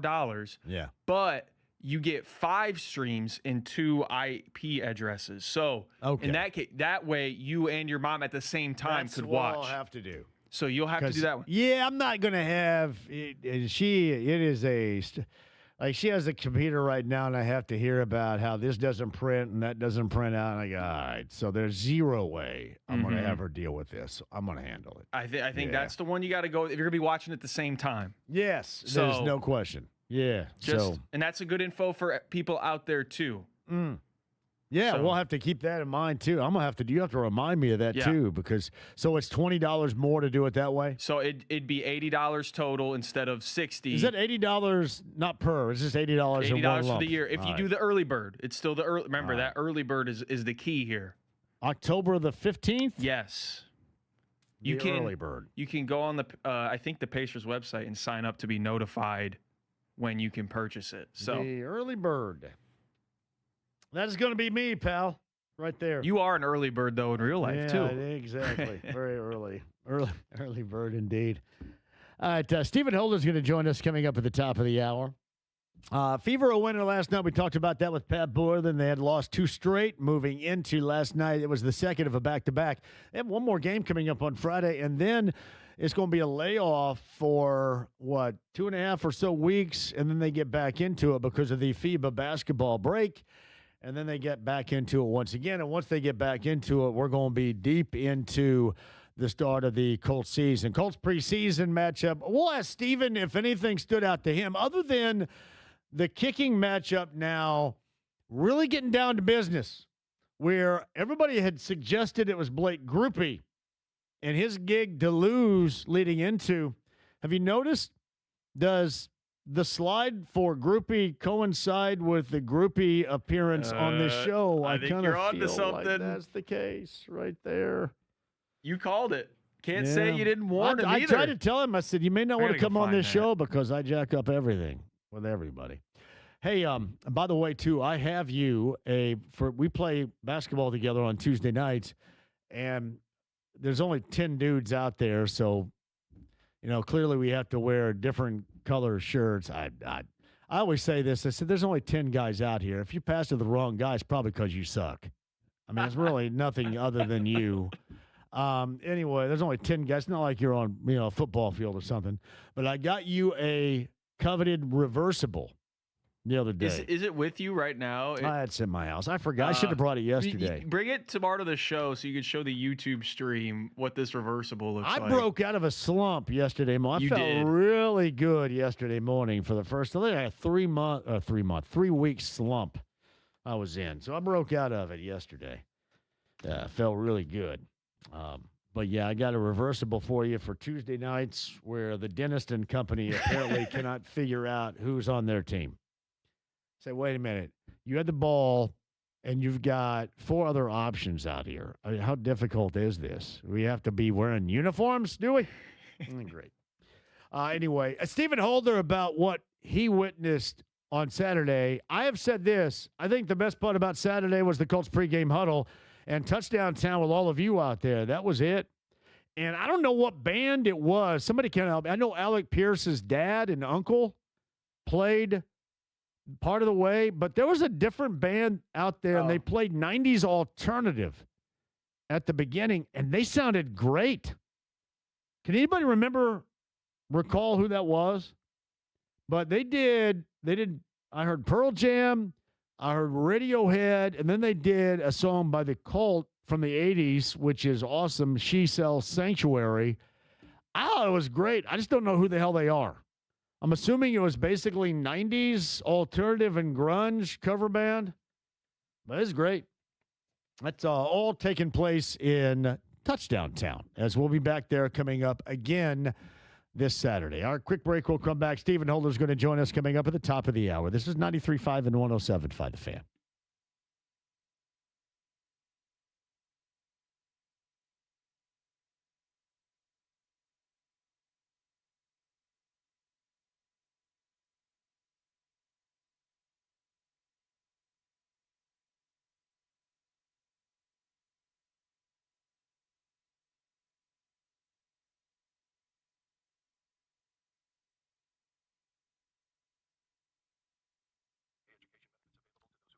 Connecticut water systems in your home, and I mean lickety here. Why? Because your water's not elite. Your water's not the best. Drinkability, washability, bathability, all of the above if you do not have Connecticut.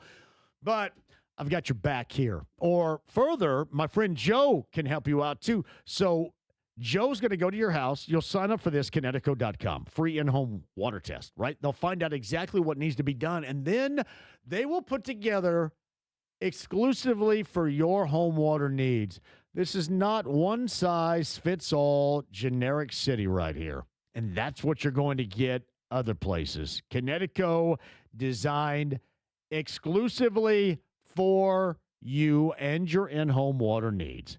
That's Connecticut Water Systems. Get that free in-home water test today. My friend Joe's got your back too. Sign up right now, Connecticut.com.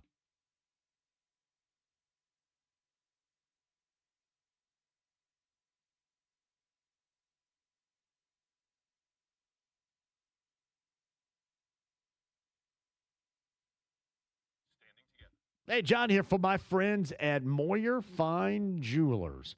Oh, yeah, Dan Moyer and Lauren and Company. That's Moyer Fine Jewelers in Carmel. If you're considering buying a watch, you need to know one name, Moyer Fine Jewelers. Moyer is the watch store, whether you're looking for an entry-level luxury watch, maybe starting around $700, or chasing that iconic piece worth several thousand. Moyer has hundreds of options for you. They're an authorized dealer of 23 watch brands and have the Midwest's most incredible collection of pre-owned Rolex, and you're not going to find any place better than that. Moyer is the place to go. If you're shopping for that luxury watch in Indiana, you have options. Only one measure up. It's Moyer Fine Jewelers, Moyer the watch store. You can find the heavy-hitting luxury brands like Omega, Breitling, Grand Seiko, Hublot, boutique brands like Fears, Nevada Grinchen, Chrono Swiss, and the Midwest's most impressive selection of pre-owned Rolex all in one place. That is Moyer Fine Jewelers. Tell Dan and Lauren that I sent you today. Moyer Fine Jewelers in Carmel, 146 in Carmel, or MoyerFineJewelers.com today.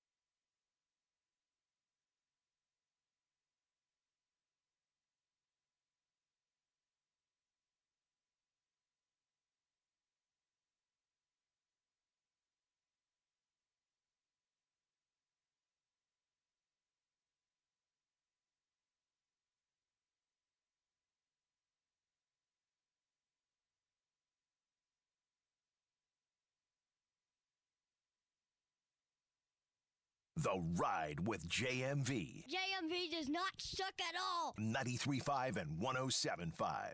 The Fan. So we got Kansas and Deep Purple tonight. It ever was, right?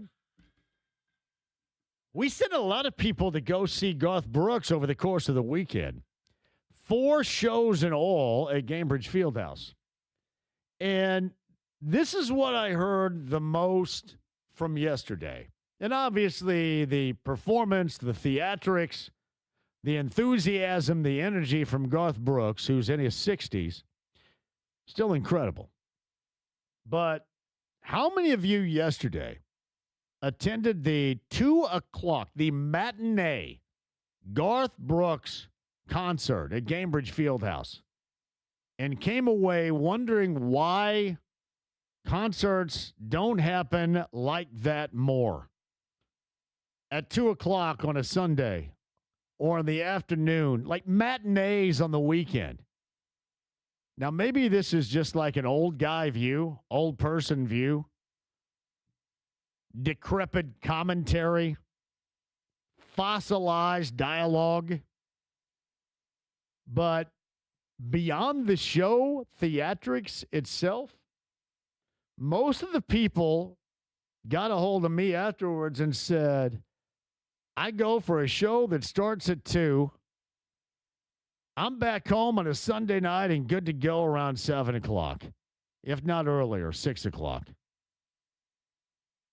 So do we need more matinee concerts like that? How many of you came away with, just beyond the show itself, if you attended yesterday at Gainbridge Fieldhouse, wondering why this couldn't, or in this case, should happen more? It's out of curiosity. Everybody I talked to loved it.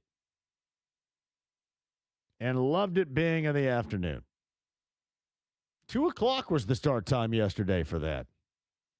I happen to think, and maybe that just makes me old, I happen to think that's genius. Now, maybe it's a special day. Maybe you can't do this all the time, different Sundays and scheduling and all that. But for the most part, beyond the show itself, people said, wow, I couldn't believe 2 o'clock in the afternoon's brilliant.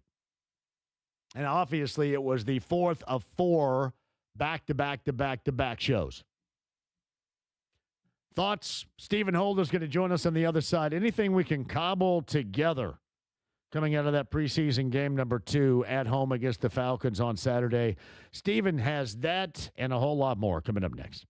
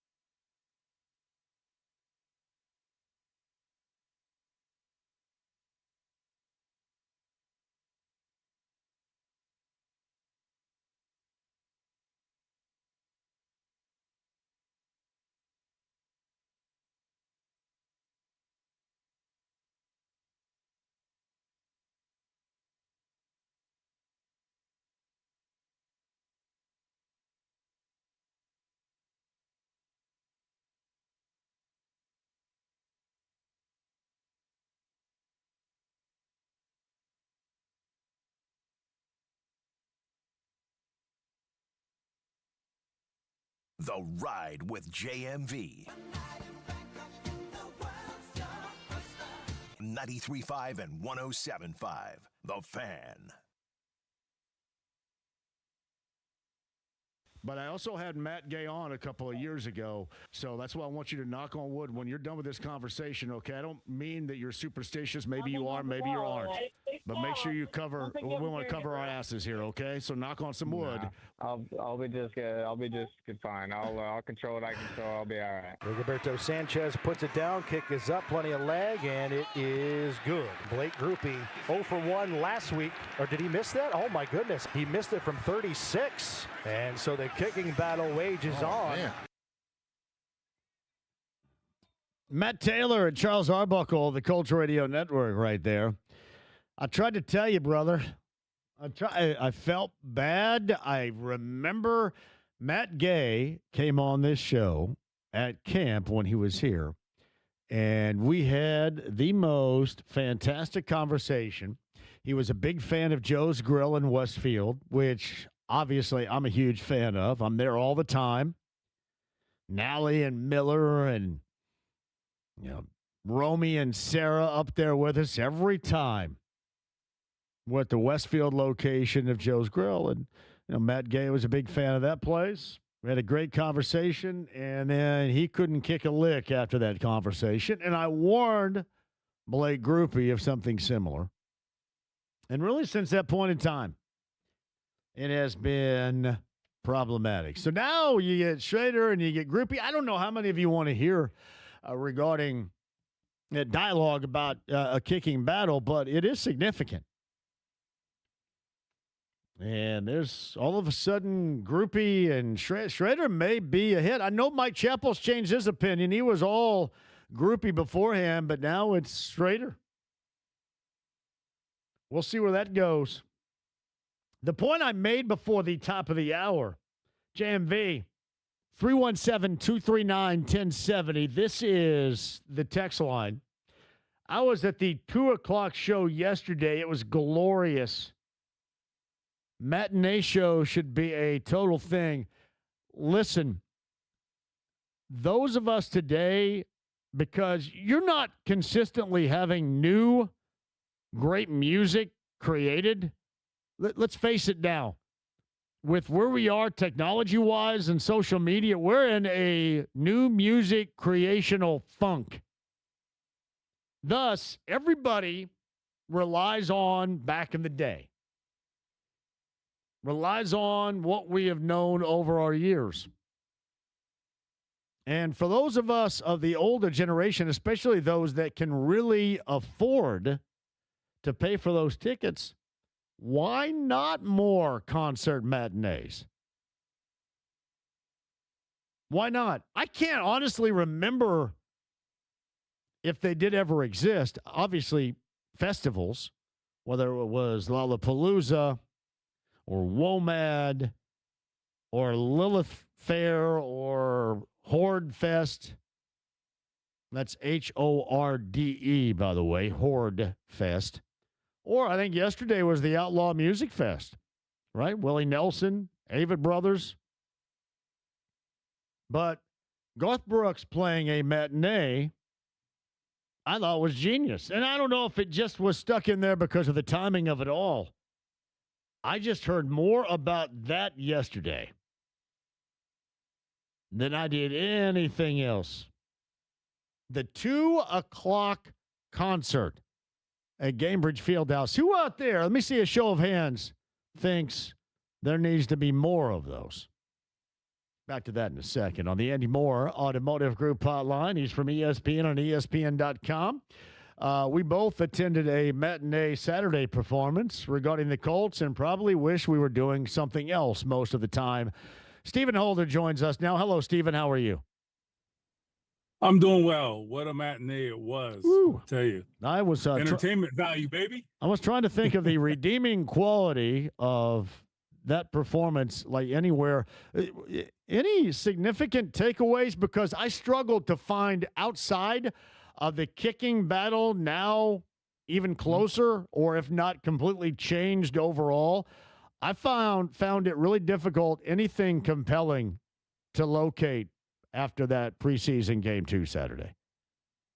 Yeah, I think that's mostly true. I would start by saying I think a lot of the guys you saw playing on Saturday, because I heard this feedback from a lot of people, man, our depth is really terrible on this team. And that's a reasonable conclusion because they got their ass kicked, right? But I still would say a lot of the guys you saw are not going to be on this roster. That's just putting it bluntly. There were some practice squad guys, some backups, maybe second, third team, but generally, I think more or less the guys who played on Saturday, half those guys are not going to be on the roster. So you can't make any sweeping generalizations off of that. Now, what I would say is that you're looking for some flashes. You're looking for guys to flash, no matter who's on the field. And I didn't see enough of that at all. And I think there were some isolated cases where you were looking for that, like among the receivers, could we see some flash there? I don't know that we did. I look at guys like Jalen Tuimoloau. He's played a fair amount of snaps in this preseason, and I have a lot of questions. I'm just being very honest. He has not flashed, and I think he needs to flash given who he was playing against, which is nobody, right? So there are some things that you could take away. And then you mentioned the kicking situation. I do think that was productive. That was, I would say, I flipped my prediction based off of that game. I was leaning toward Blake Grupe, and if you were there in the offseason and in training camp, you felt pretty strongly Blake Grupe was ahead. And I think Schrader in 2 games has turned that on its head. So those are, I'm just rambling now, but those are 2 or a few kind of takeaways I would say I had. It's Stephen Holder of ESPN at ESPN.com. Kind enough to join us on the Andy Moore Automotive Group hotline. Tuimoloau, is this a guy now that you think maybe, as far as cuts are concerned, maybe in jeopardy here, or is he going to make the roster regardless? No, he'll make it. And the reason I say that is twofold.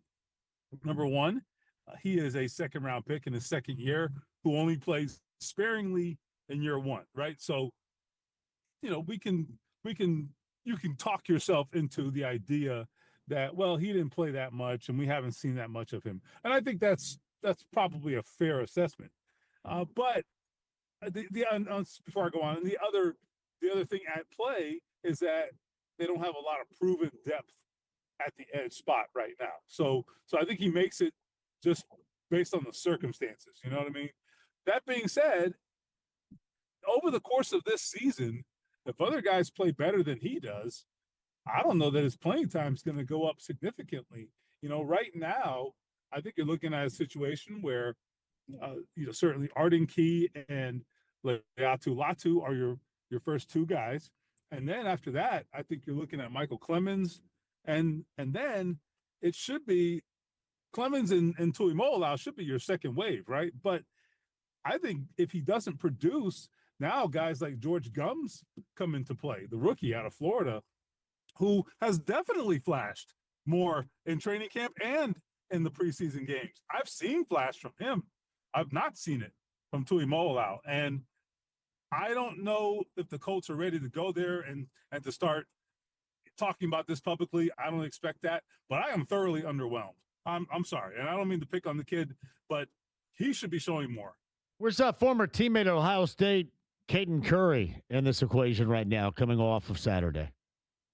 Yeah, so I think he's probably not going to get a lot of playing time initially, but what's going to keep him around, and I have him making the roster, what's going to keep him around is his flexibility and his ability to go in there and play on the interior on those passing downs, especially because you'd be keeping a lot of edge rushers if you keep Curry.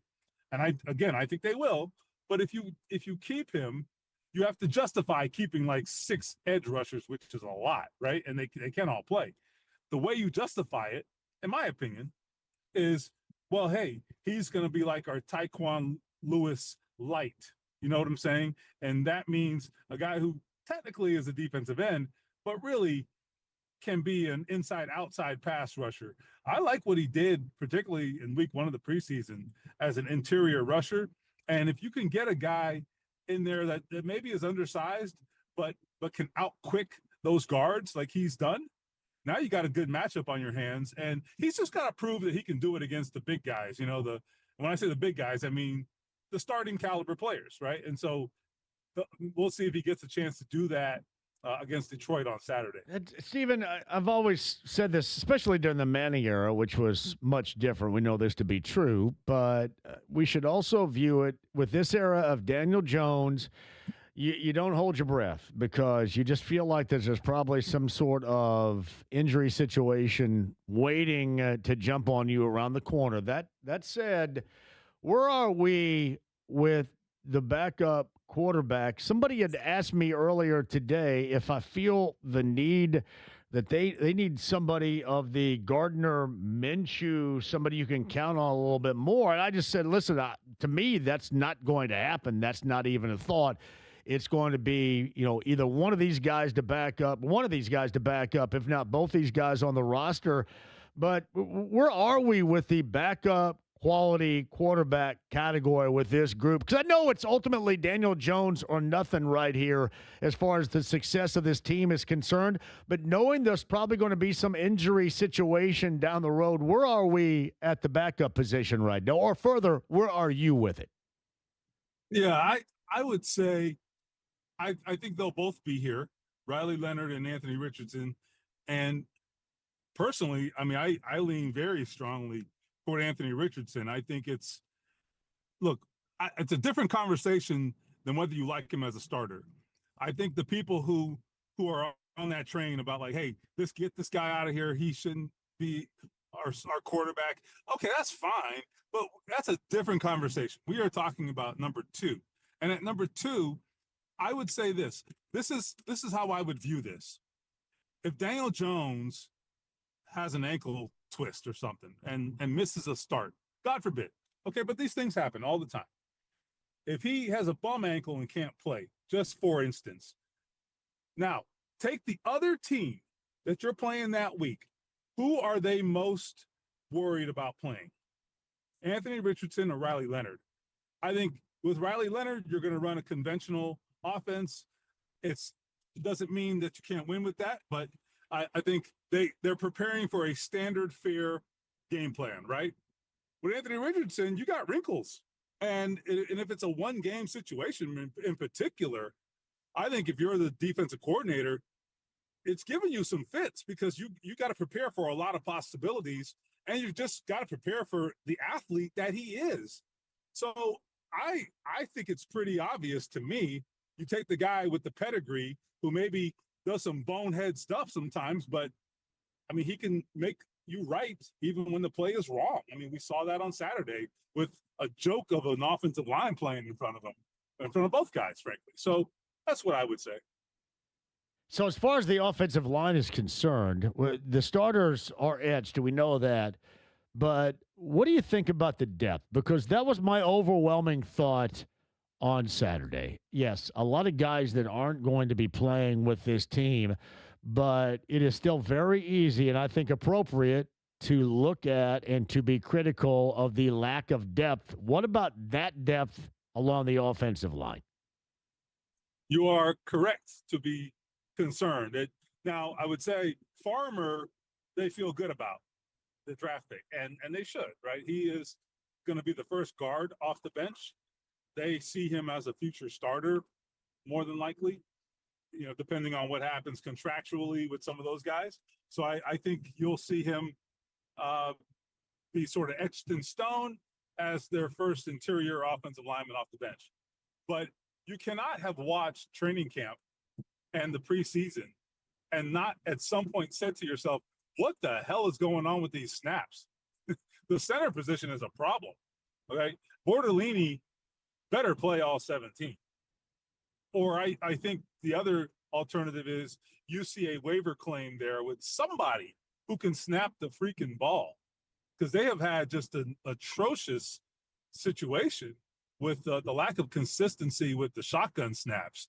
And I mean, some of it has been on Richardson and to a lesser extent Riley Leonard, but I would say the overwhelming majority, particularly lately, Richardson has kind of straightened out his issues that he had earlier in camp. In the games, man, it has been the snapping has been a problem. It's a real problem, a legitimate issue. So they got to figure that out. Do they make a waiver claim, find somebody on the street? I don't know, but I don't feel good about that. And then at offensive tackle, the depth is not great there either. And in fact, it's so much so that I think most of us around the team kind of assume if they have an offensive tackle injury, what they would do is move Farmer into the starting lineup at guard and put Gonzalez at offensive tackle because he has played it in college and is a competent offensive tackle. I think that's what they would do, which is the right decision, but it just goes to show you they don't have a better option than to move an existing player to offensive tackle. That would be their fallback option. So I think they're on the lookout for offensive line depth at tackle and center. Stephen Holder is with us. I kind of buried the lead a little bit here. What are we making of the Charvarius Ward situation? Is it a lot to do about nothing and he is going to be good to go in week number 1, or should there be major concern? Major concern, I don't know, but concern is fine. Some concern, because ultimately he's not out there. Now, I would say, like, the devil's advocate, I don't know if that's the right term here, but on the flip side would be this. If he has any sort of discomfort, I think he's so important to their fortunes that you just tell him, hey, buddy, have a seat and you let us know when you feel okay, which has nothing to do with whether he can play on opening day. That just means don't put him out there if he's not 100%. Because I think he's a vet. He's been through a lot. Like, don't force it, right? Don't tempt fate. So I want to believe that is what you are seeing. Because if that's the case, then no harm, no foul, and everybody's going to be fine. But we don't know that to be the case. I'll be honest. I don't have enough concrete information about what's going on with him to confidently say that's what you're seeing, that Charvarius Ward's going to be fine. I don't know. I can't say that because I don't know that.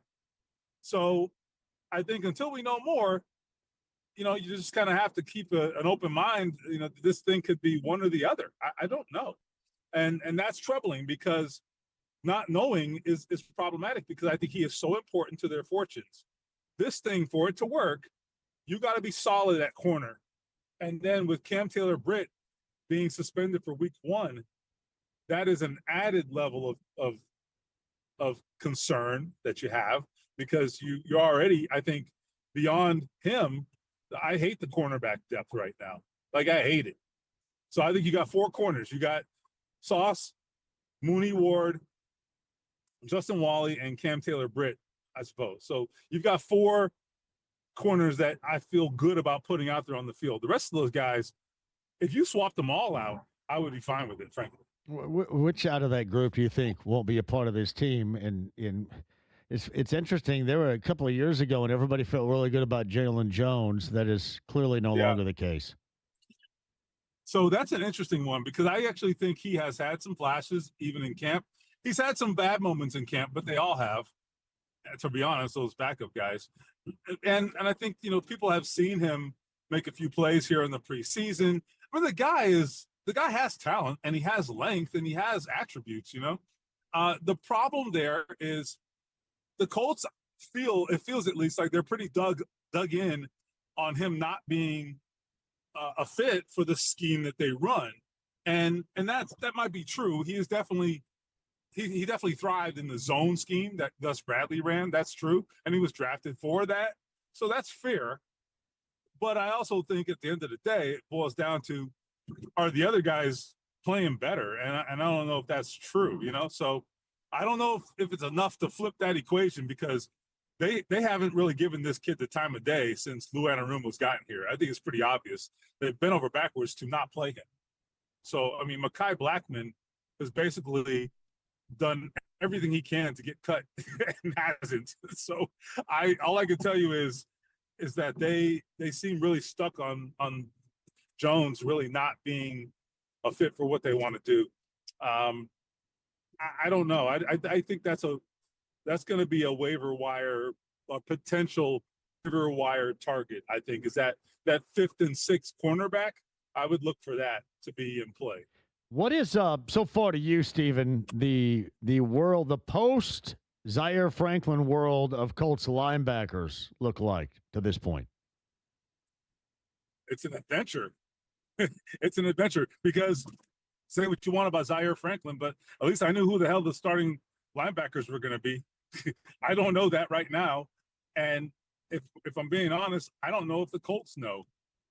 Now, today, in fact, Lou Anarumo said, we are going to play a lot of linebackers at least early in the season, so which is code for we're just going to be situational. You know, I think they're going to play C.J. Allen in situations where he's comfortable, but they've also admitted that, or Anarumo admitted that him missing a lot of time here in the preseason is problematic. It's not nothing. He's missed a lot of time in the lineup in practice for a guy who's at an important spot and is a rookie, right? So, I mean, it seems right now that, in fact, I'm not sure Allen's going to be the starter anymore, at least initially. And I don't think it's necessarily an indictment of him. I just think it's just a reality is that they haven't had a chance to really get him up to speed because he hasn't had enough time in the lineup. So that's an interesting change, and I think that speaks to where they are because I would say coming out of the draft and in OTAs, they basically plopped him down in the middle of the defense and said, you're the guy. And now they've backed off of that. That is pretty startling, I would say. And then I guess beyond that, you know, you have to see, I would say Akeem Davis Gaither, you know, I don't know a lot about this guy. I'm just being honest, but he's at least experienced. And I think his veteran status is giving him a little bit of a benefit of the doubt. You've got Carlisle is actually coming on. Jalen Carlisle has actually come a long way. I was very, I guess what's the word? I was very disinvested in Jalen Carlisle coming into this, but you know the cream rises to the top, and he has been good to give him his due here. So I think he's in the mix. You know, he could be in that starting lineup to start the season.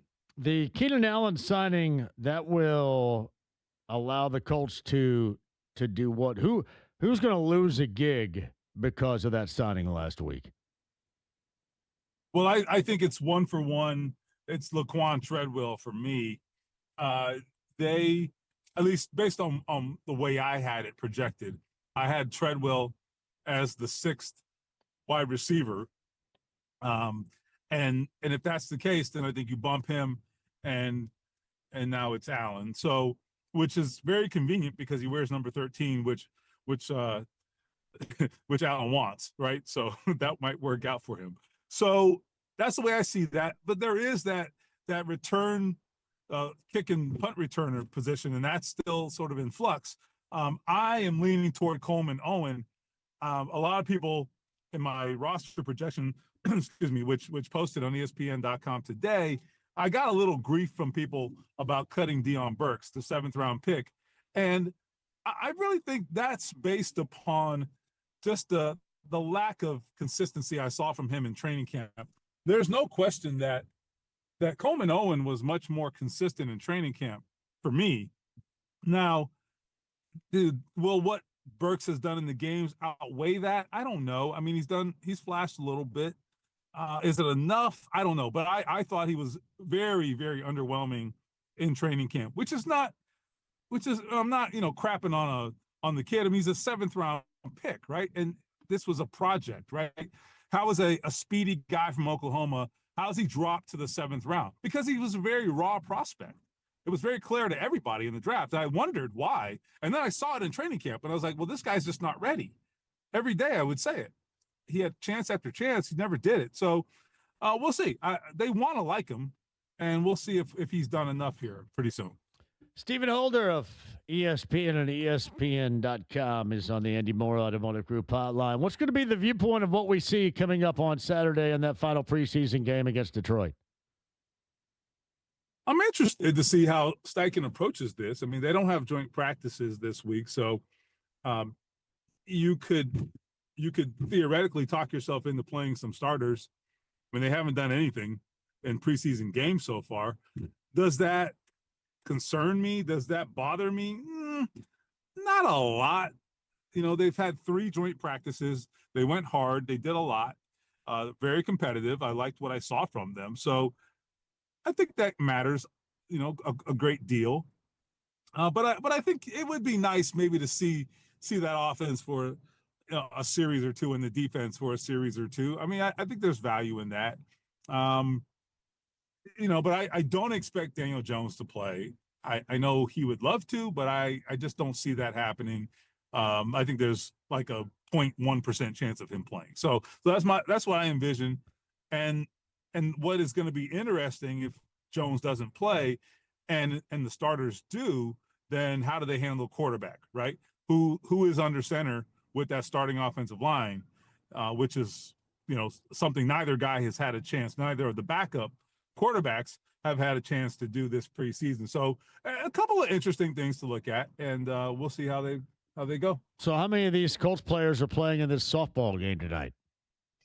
Well, I'll let you know if I ever get through this traffic and get there. But I don't know who's playing, but I would say I know Alec Pierce ain't playing.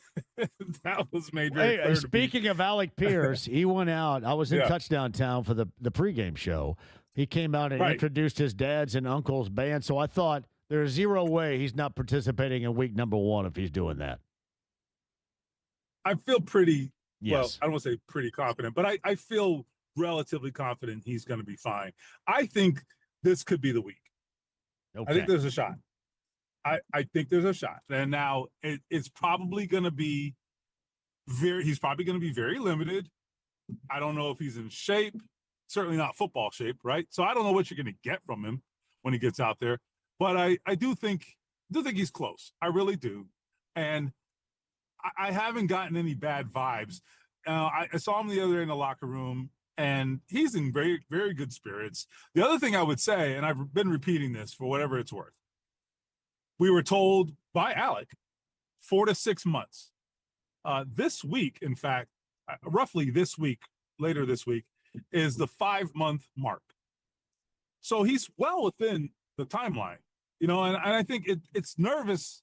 It makes people nervous because the season is upcoming. That is fine. I get that.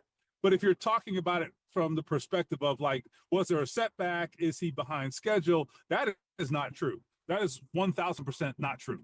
So he's on schedule. The only question is he going to make it back in time? And it does appear he's closer. So I think you can feel relatively good about it. But until he's out there, until we see how he plays and performs in practice at least, then you don't necessarily have complete peace of mind. So that's the other piece of that. Going to go out there later on tonight, watch Daniel Jones debut in softball, right? He's going to be running around everywhere, correct? You know, I played in that. You remember when Robert Mathis used to do one of these? I did, yeah. I did. I was out there once too, yes. So Robert, you know, big fan of mine, as you can imagine. Depending on the day, he hated my guts. And I actually went up to hit one time, and he was pitching. And he had a smile from ear to ear. And I was like, he's definitely going to take my head off. But he didn't. And I made contact, and I hit a liner right to, do you remember Chester Rogers? I do, yes. The old wide receiver. I hit a liner to Chester Rogers, and he snagged the damn thing like it was nothing. I was like, hey, man, what the hell? I was getting ready to run the bases, but probably for the better. So it worked out all right. So here's one. I was there, I was not in the game at the time, and I took my son, who was much younger, Blake, with me. And he was, I think, probably, I can't remember, 6 or 7 or something. And there was a ball that was hit to shortstop and thrown, and it went over the head of the first baseman, and Andrew Luck caught it right before it went into the dugout to hit my kid. That's great. That's amazing. Yeah, That's amazing. wow, yeah. So I always tell Blake, That I was go, nice man, of him. it'd have been better off if that thing would have hit you. We should just let it hit you. Gone right through you and hit you. So, yeah. No, it was. Andrew Luck taking money out of your pocket. Yeah, hell of a moment right there, man. It was. All right. Hey, safe travels, hopefully expeditiously getting to that event at Victory Field. And we'll catch you next week. And hopefully we got a little bit more entertaining performance to watch against the Lions on Saturday. Let's hope. I appreciate it, pal. Thank you. Be careful. Okay. Stephen Holder of ESPN on ESPN.com. So I mentioned Liv in that tournament in Westfield at Chatham Hills yesterday. And like you looked at the crowds and go, yeah, that's not much. But I think compared to the other Liv events, that was a big-ass crowd, was it not? I think from what I've seen, you might be right. Maybe the last one, probably the last one. And the dude's name, one more time, Michael Lasasso was the winner. And he ended up taking down John Rahm, among others. 22-year-old Michael Lasasso. He had gold chain hanging out of his shirt, chomping on gum. He looked like just somebody that was out there playing. What the hell? I'm just going to play. The only thing he needed was like the beer cart to roll by him and just start drinking. Lasasso. All right, quick one. We'll come back. That and more close out the show. And again, the announcement of the sad news today on the other side. Don't go anywhere. 93.5, 107.5 The Fan.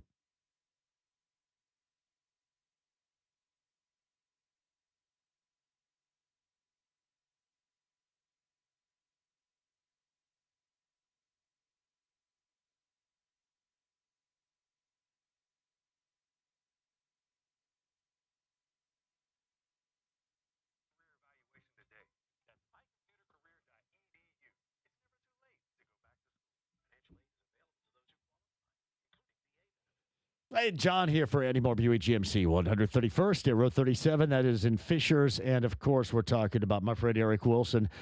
They have inventory, service after the sale, and incentives to buy that are beyond belief right now. Look into the hottest automobile manufacturer going, Buick and the Enclave. Variety of styles for the Buick Enclave, the SUV that you will love. That means a variety of price points for you. Eric Wilson, talk to him and get in a new vehicle today, a Buick Enclave at Andy Moore Buick GMC. Tell him I sent you, 131st State Road 37 in Fishers.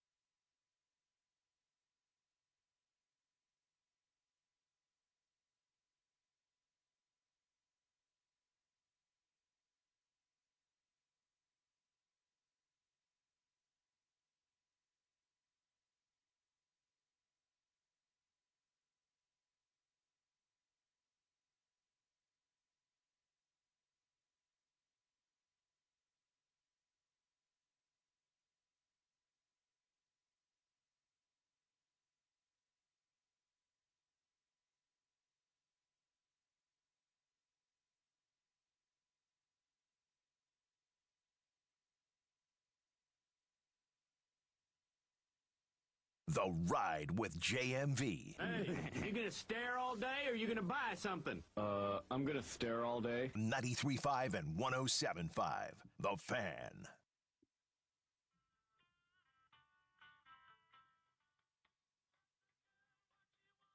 Daquan Wright to be waived by the Browns, set to join LSU for the college season. I believe Kellen Wyatt and Stephen Daly, they're practicing with IU right now, but still ineligible. Correct, Yeah, Caleb? they're allowed to practice, but I think there's a slim timeline for them to get a court ruling in their favor, like in the state, to be able to play, is from how I understand it. So I saw where somebody was joking about Justin Fields coming back and playing for Texas Tech. Yeah. Yeah, it is a crazy. I know that we're talking about court rulings and such right now in college athletics. It is a crazy landscape, and I want to say lawlessness, but it's not lawlessness. It's virtually decisions like this that are granting eligibility, and then ultimately payments, more money for those that we have thought long since have been done with college and with the opportunities to go back. I think I saw where didn't Feinbaum he's about ready to wash his hands of college football altogether, which I think makes this all, yeah. He just talks about where college football is right now and saying college football as we have known it is complete. Well, it's as he's known it because he always lived in a world where everything was great down in the South and you can just jack with everything, whatever. Now, since everything has flipped and it's not so convenient for the teams in the South, now that's when everything is absolutely FUBAR. So, yeah, if he does, so be it, I guess. I'm sure once we get to Labor Day weekend, John, I don't think Paul Feinbaum's going to be having that same thought. Because how this works, and I respect him and whatever. Maybe I don't. But how this works is you get to when the games are in front of us on the TV, I think when we get into the season, we tend to forget about portal news, about NIL news, and all that other stuff. Like when the games start, I do think from September to January, we're okay with college football. And there's always a chance that IU loses again. 2 losses so far in 2 years in a national championship for Curt Cignetti. There's always a chance that IU loses this season, and then that will make his world right. Because, that is the ultimate Mr. Peanut monocle-wearing victory lap right there. If they lose again. Deshaun Watson named the Browns quarterback, the starter. The fans are just booing and booing and booing, and he is been named their starting quarterback. So that seems to be outstanding. JMV, did you see the former NBAer Enes Kanter Freedom? Yeah, I did. And I said this a little bit earlier. I don't even want to get deeply into it because honestly, I thought NBC gave it too much time last night the way that it was. But if you think that this guy is out there after the best interest of young female athletes, you are outside of your mind. He doesn't give one big fat crap about that. It is about him. It is about being seen, being heard. It is about exactly what you witnessed and what NBC brought up too much of last night. He doesn't give 2 craps about your daughters, not one, and their athletic abilities to play against only feet. He doesn't care. I know a lot of you are sold on that because a lot of you listen to the grifters out there. The grifters don't have your best interest in mind either. Not even close. I know some of you understand that. A lot of you out there, unfortunately, do not understand that. JMV, I think the money has killed college football. I think a lot of people would say that, especially around here, would say, hey, here's what you have to do. You have to adapt. I hate to say it, we all have to adapt. In every circle of our existence, we have to adapt to things. And some have adapted to things better than others. The way that it is. You're not making the rules. You're just playing within the guidelines of these rules. Believe me, last thing I want is Congress or any politicians or lawmakers or any of that stuff to get involved in sports. But if things happen, you have to adapt to those things happening. And frankly, IU has. And that's in large part why some of these, especially Southern-located analysts, are so bent out of shape, because it has completely foobarred what they know as their staple of existence, college football dominance. Completely. You adapt or you struggle. All right, quick break, and we'll come back.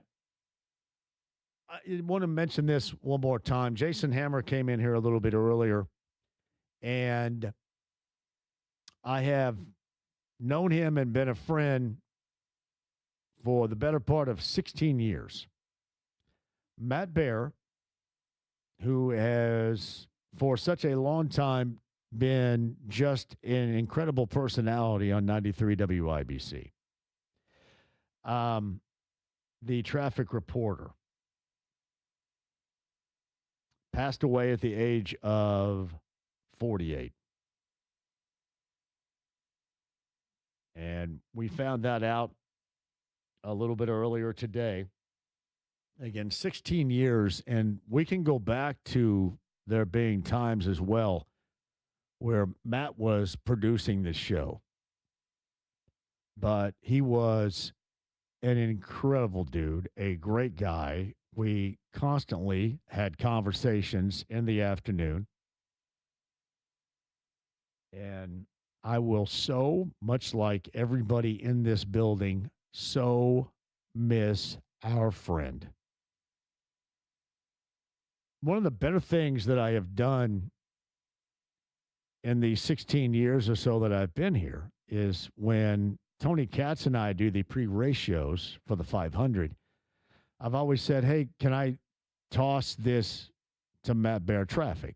Because they always get the opportunity on 93 WIBC, and I never did right here, and it was always awesome to do that.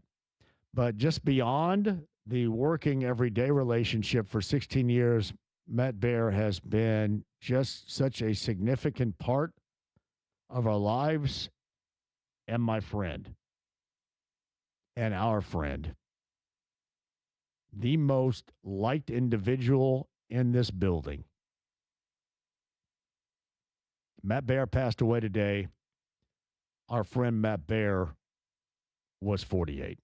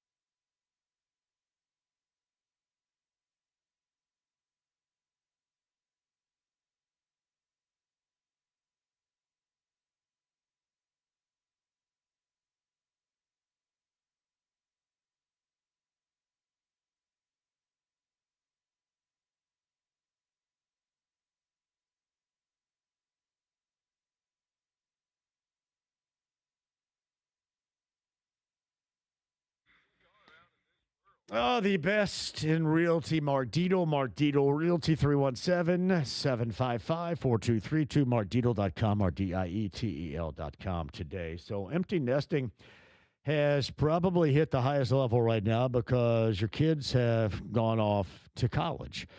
What do you want to do about that? Are you thinking about maybe changing up? You don't need all the room that you used to. You want to downsize a little bit. whatever the case, Mark Dietel is the absolute best to make sure you get out of the situation exactly what you're looking for. In fact, Mark Dietel is the only real estate expert I trust and recommend with the sale of my home. Mark Dietel guarantees your home sold at a mutually agreed upon price and deadline, or he will buy it. Pick your move date. There are no long-term contracts, and you can cancel at any time. That's Mark Dietel, Mark Dietel Realty, 317-755-4232, markdietel.com, markdietel.com today.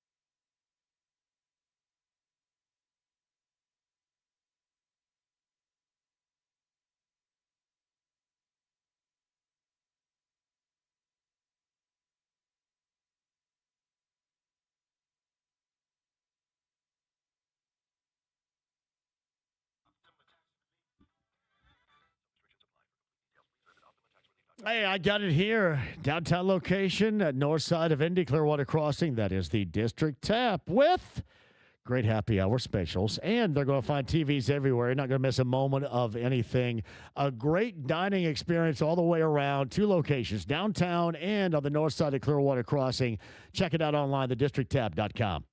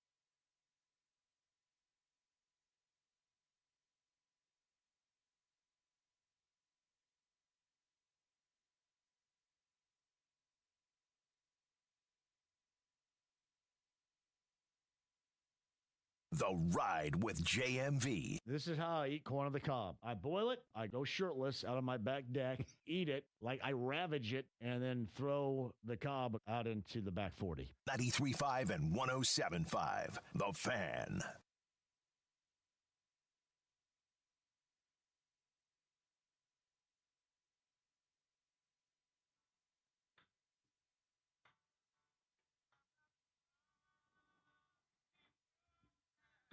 Stephen Holder a little bit earlier, the podcast. 1075thefan.com. And going back to a little bit earlier as well, Pat Boylan, who is the voice of the Fever. Fever, one more game before they go on I guess a hiatus, the WNBA season, as they play, a week and a half, a couple of weeks of FIBA, I believe. The FIBA World Cup, John. Yeah. FIBA World Cup. And there should not be a challenge or a challenge whatsoever there, correct? What do you mean by that? No, I mean for the Americans. Oh, no, I don't think so at all. No, I think that the challenge is going to be, and that's why I brought this up to Pat, if you're a team that plays with that high-level, consistent tempo and so much timing, that can go either way right there. Like for a grinding, defensive-minded, a little bit more physical of a team, I think that that's an easier accommodation to make than it is if you play like the Fever and have to get right back into it. Right. We've talked about, too, like there's a great rhythm right now that they've been in over the last month and a half, especially with their offense. Like I was just thinking last night watching that, John, I was just like, there's just not a team in this league that moves like this on offense and moves as much as they do and does the creative things that they do. And So, yeah, you hope that continues because that's gotten better from day one to now. So now you kind of just hope it continues when they get back from their hiatus. I think that's tough. Yeah. It's tough to see how that goes. But, yeah, we shall see. Again, a winner yesterday. That's Friday against Connecticut, and then the hiatus is officially underway. I should mention that we're going to be, all three of the shows are going to be live at the Noblesville Kroger for Help in the Heartland. That is coming up on Wednesday. So the Fan Morning Show, Query and Company, and then me, the Noblesville Kroger, that is coming up on Wednesday.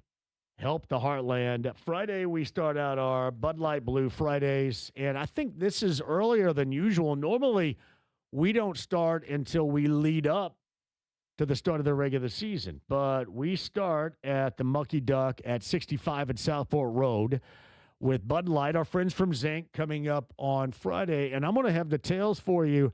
There is so much more. There's a grand prize that's at stake here. I'll tell you more about, but it is going to be a fantastic season of our Bud Light Blue Fridays, of which they start coming up this Friday at the Mucky Duck. That is on the south side, 65 and Southport Road for that. So a very busy week. I also wanted to give a shout out. We had a tremendous time and an incredible turnout at Taylor's Bar and Table in Ingalls. That was on Friday with me and Brent Holverson and Tony Renz. It was just a great time. Really was. And a couple of times we have been there and we've had great turnouts, but that was outstanding. It was fantastic to see so many of you there, so many of you engaged, not only with that show, but the All Request Saturday night as well. It was Taylor's Bar and Table in Ingalls, which is an absolute staple and a jewel for that area.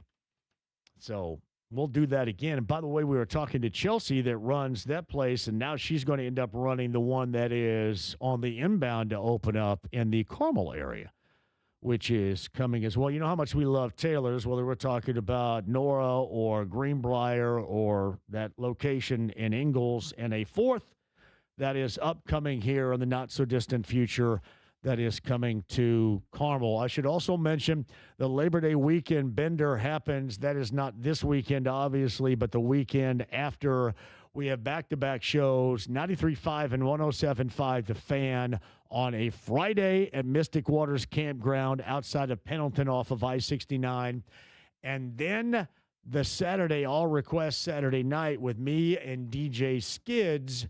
We'll do that on B105.7 on the Saturday night. That's Mystic Waters Campground. You can check. I don't know where the cabin rental availability might be. I'm sure they're going to have some camping space in general, but I don't know about the cabin availability. I can tell you that cabin number 39 will be mine. 39. Closest to what, Caleb? Closest to what? What do you mean by the that? Bathroom. Closest to the bathroom. My mind went to try to think of some famous 39s in sports. 39. So Mystic Waters Campground, you could call up there, check it out, ask Lisa or Brent about the cabin availability. That's the weekend after next. Our Labor Day weekend bender brought to you by Evan Williams, Mystic Waters Campground. Should be a great weekend. One more time, and I'm sure we'll talk about that over the course of the week. The loss of our friend Matt Baer. Our hearts are broken today, and always with our friend Matt Baer of 93 WIBC. Thinking about you all out there, certainly family members of Matt. Matt was 48.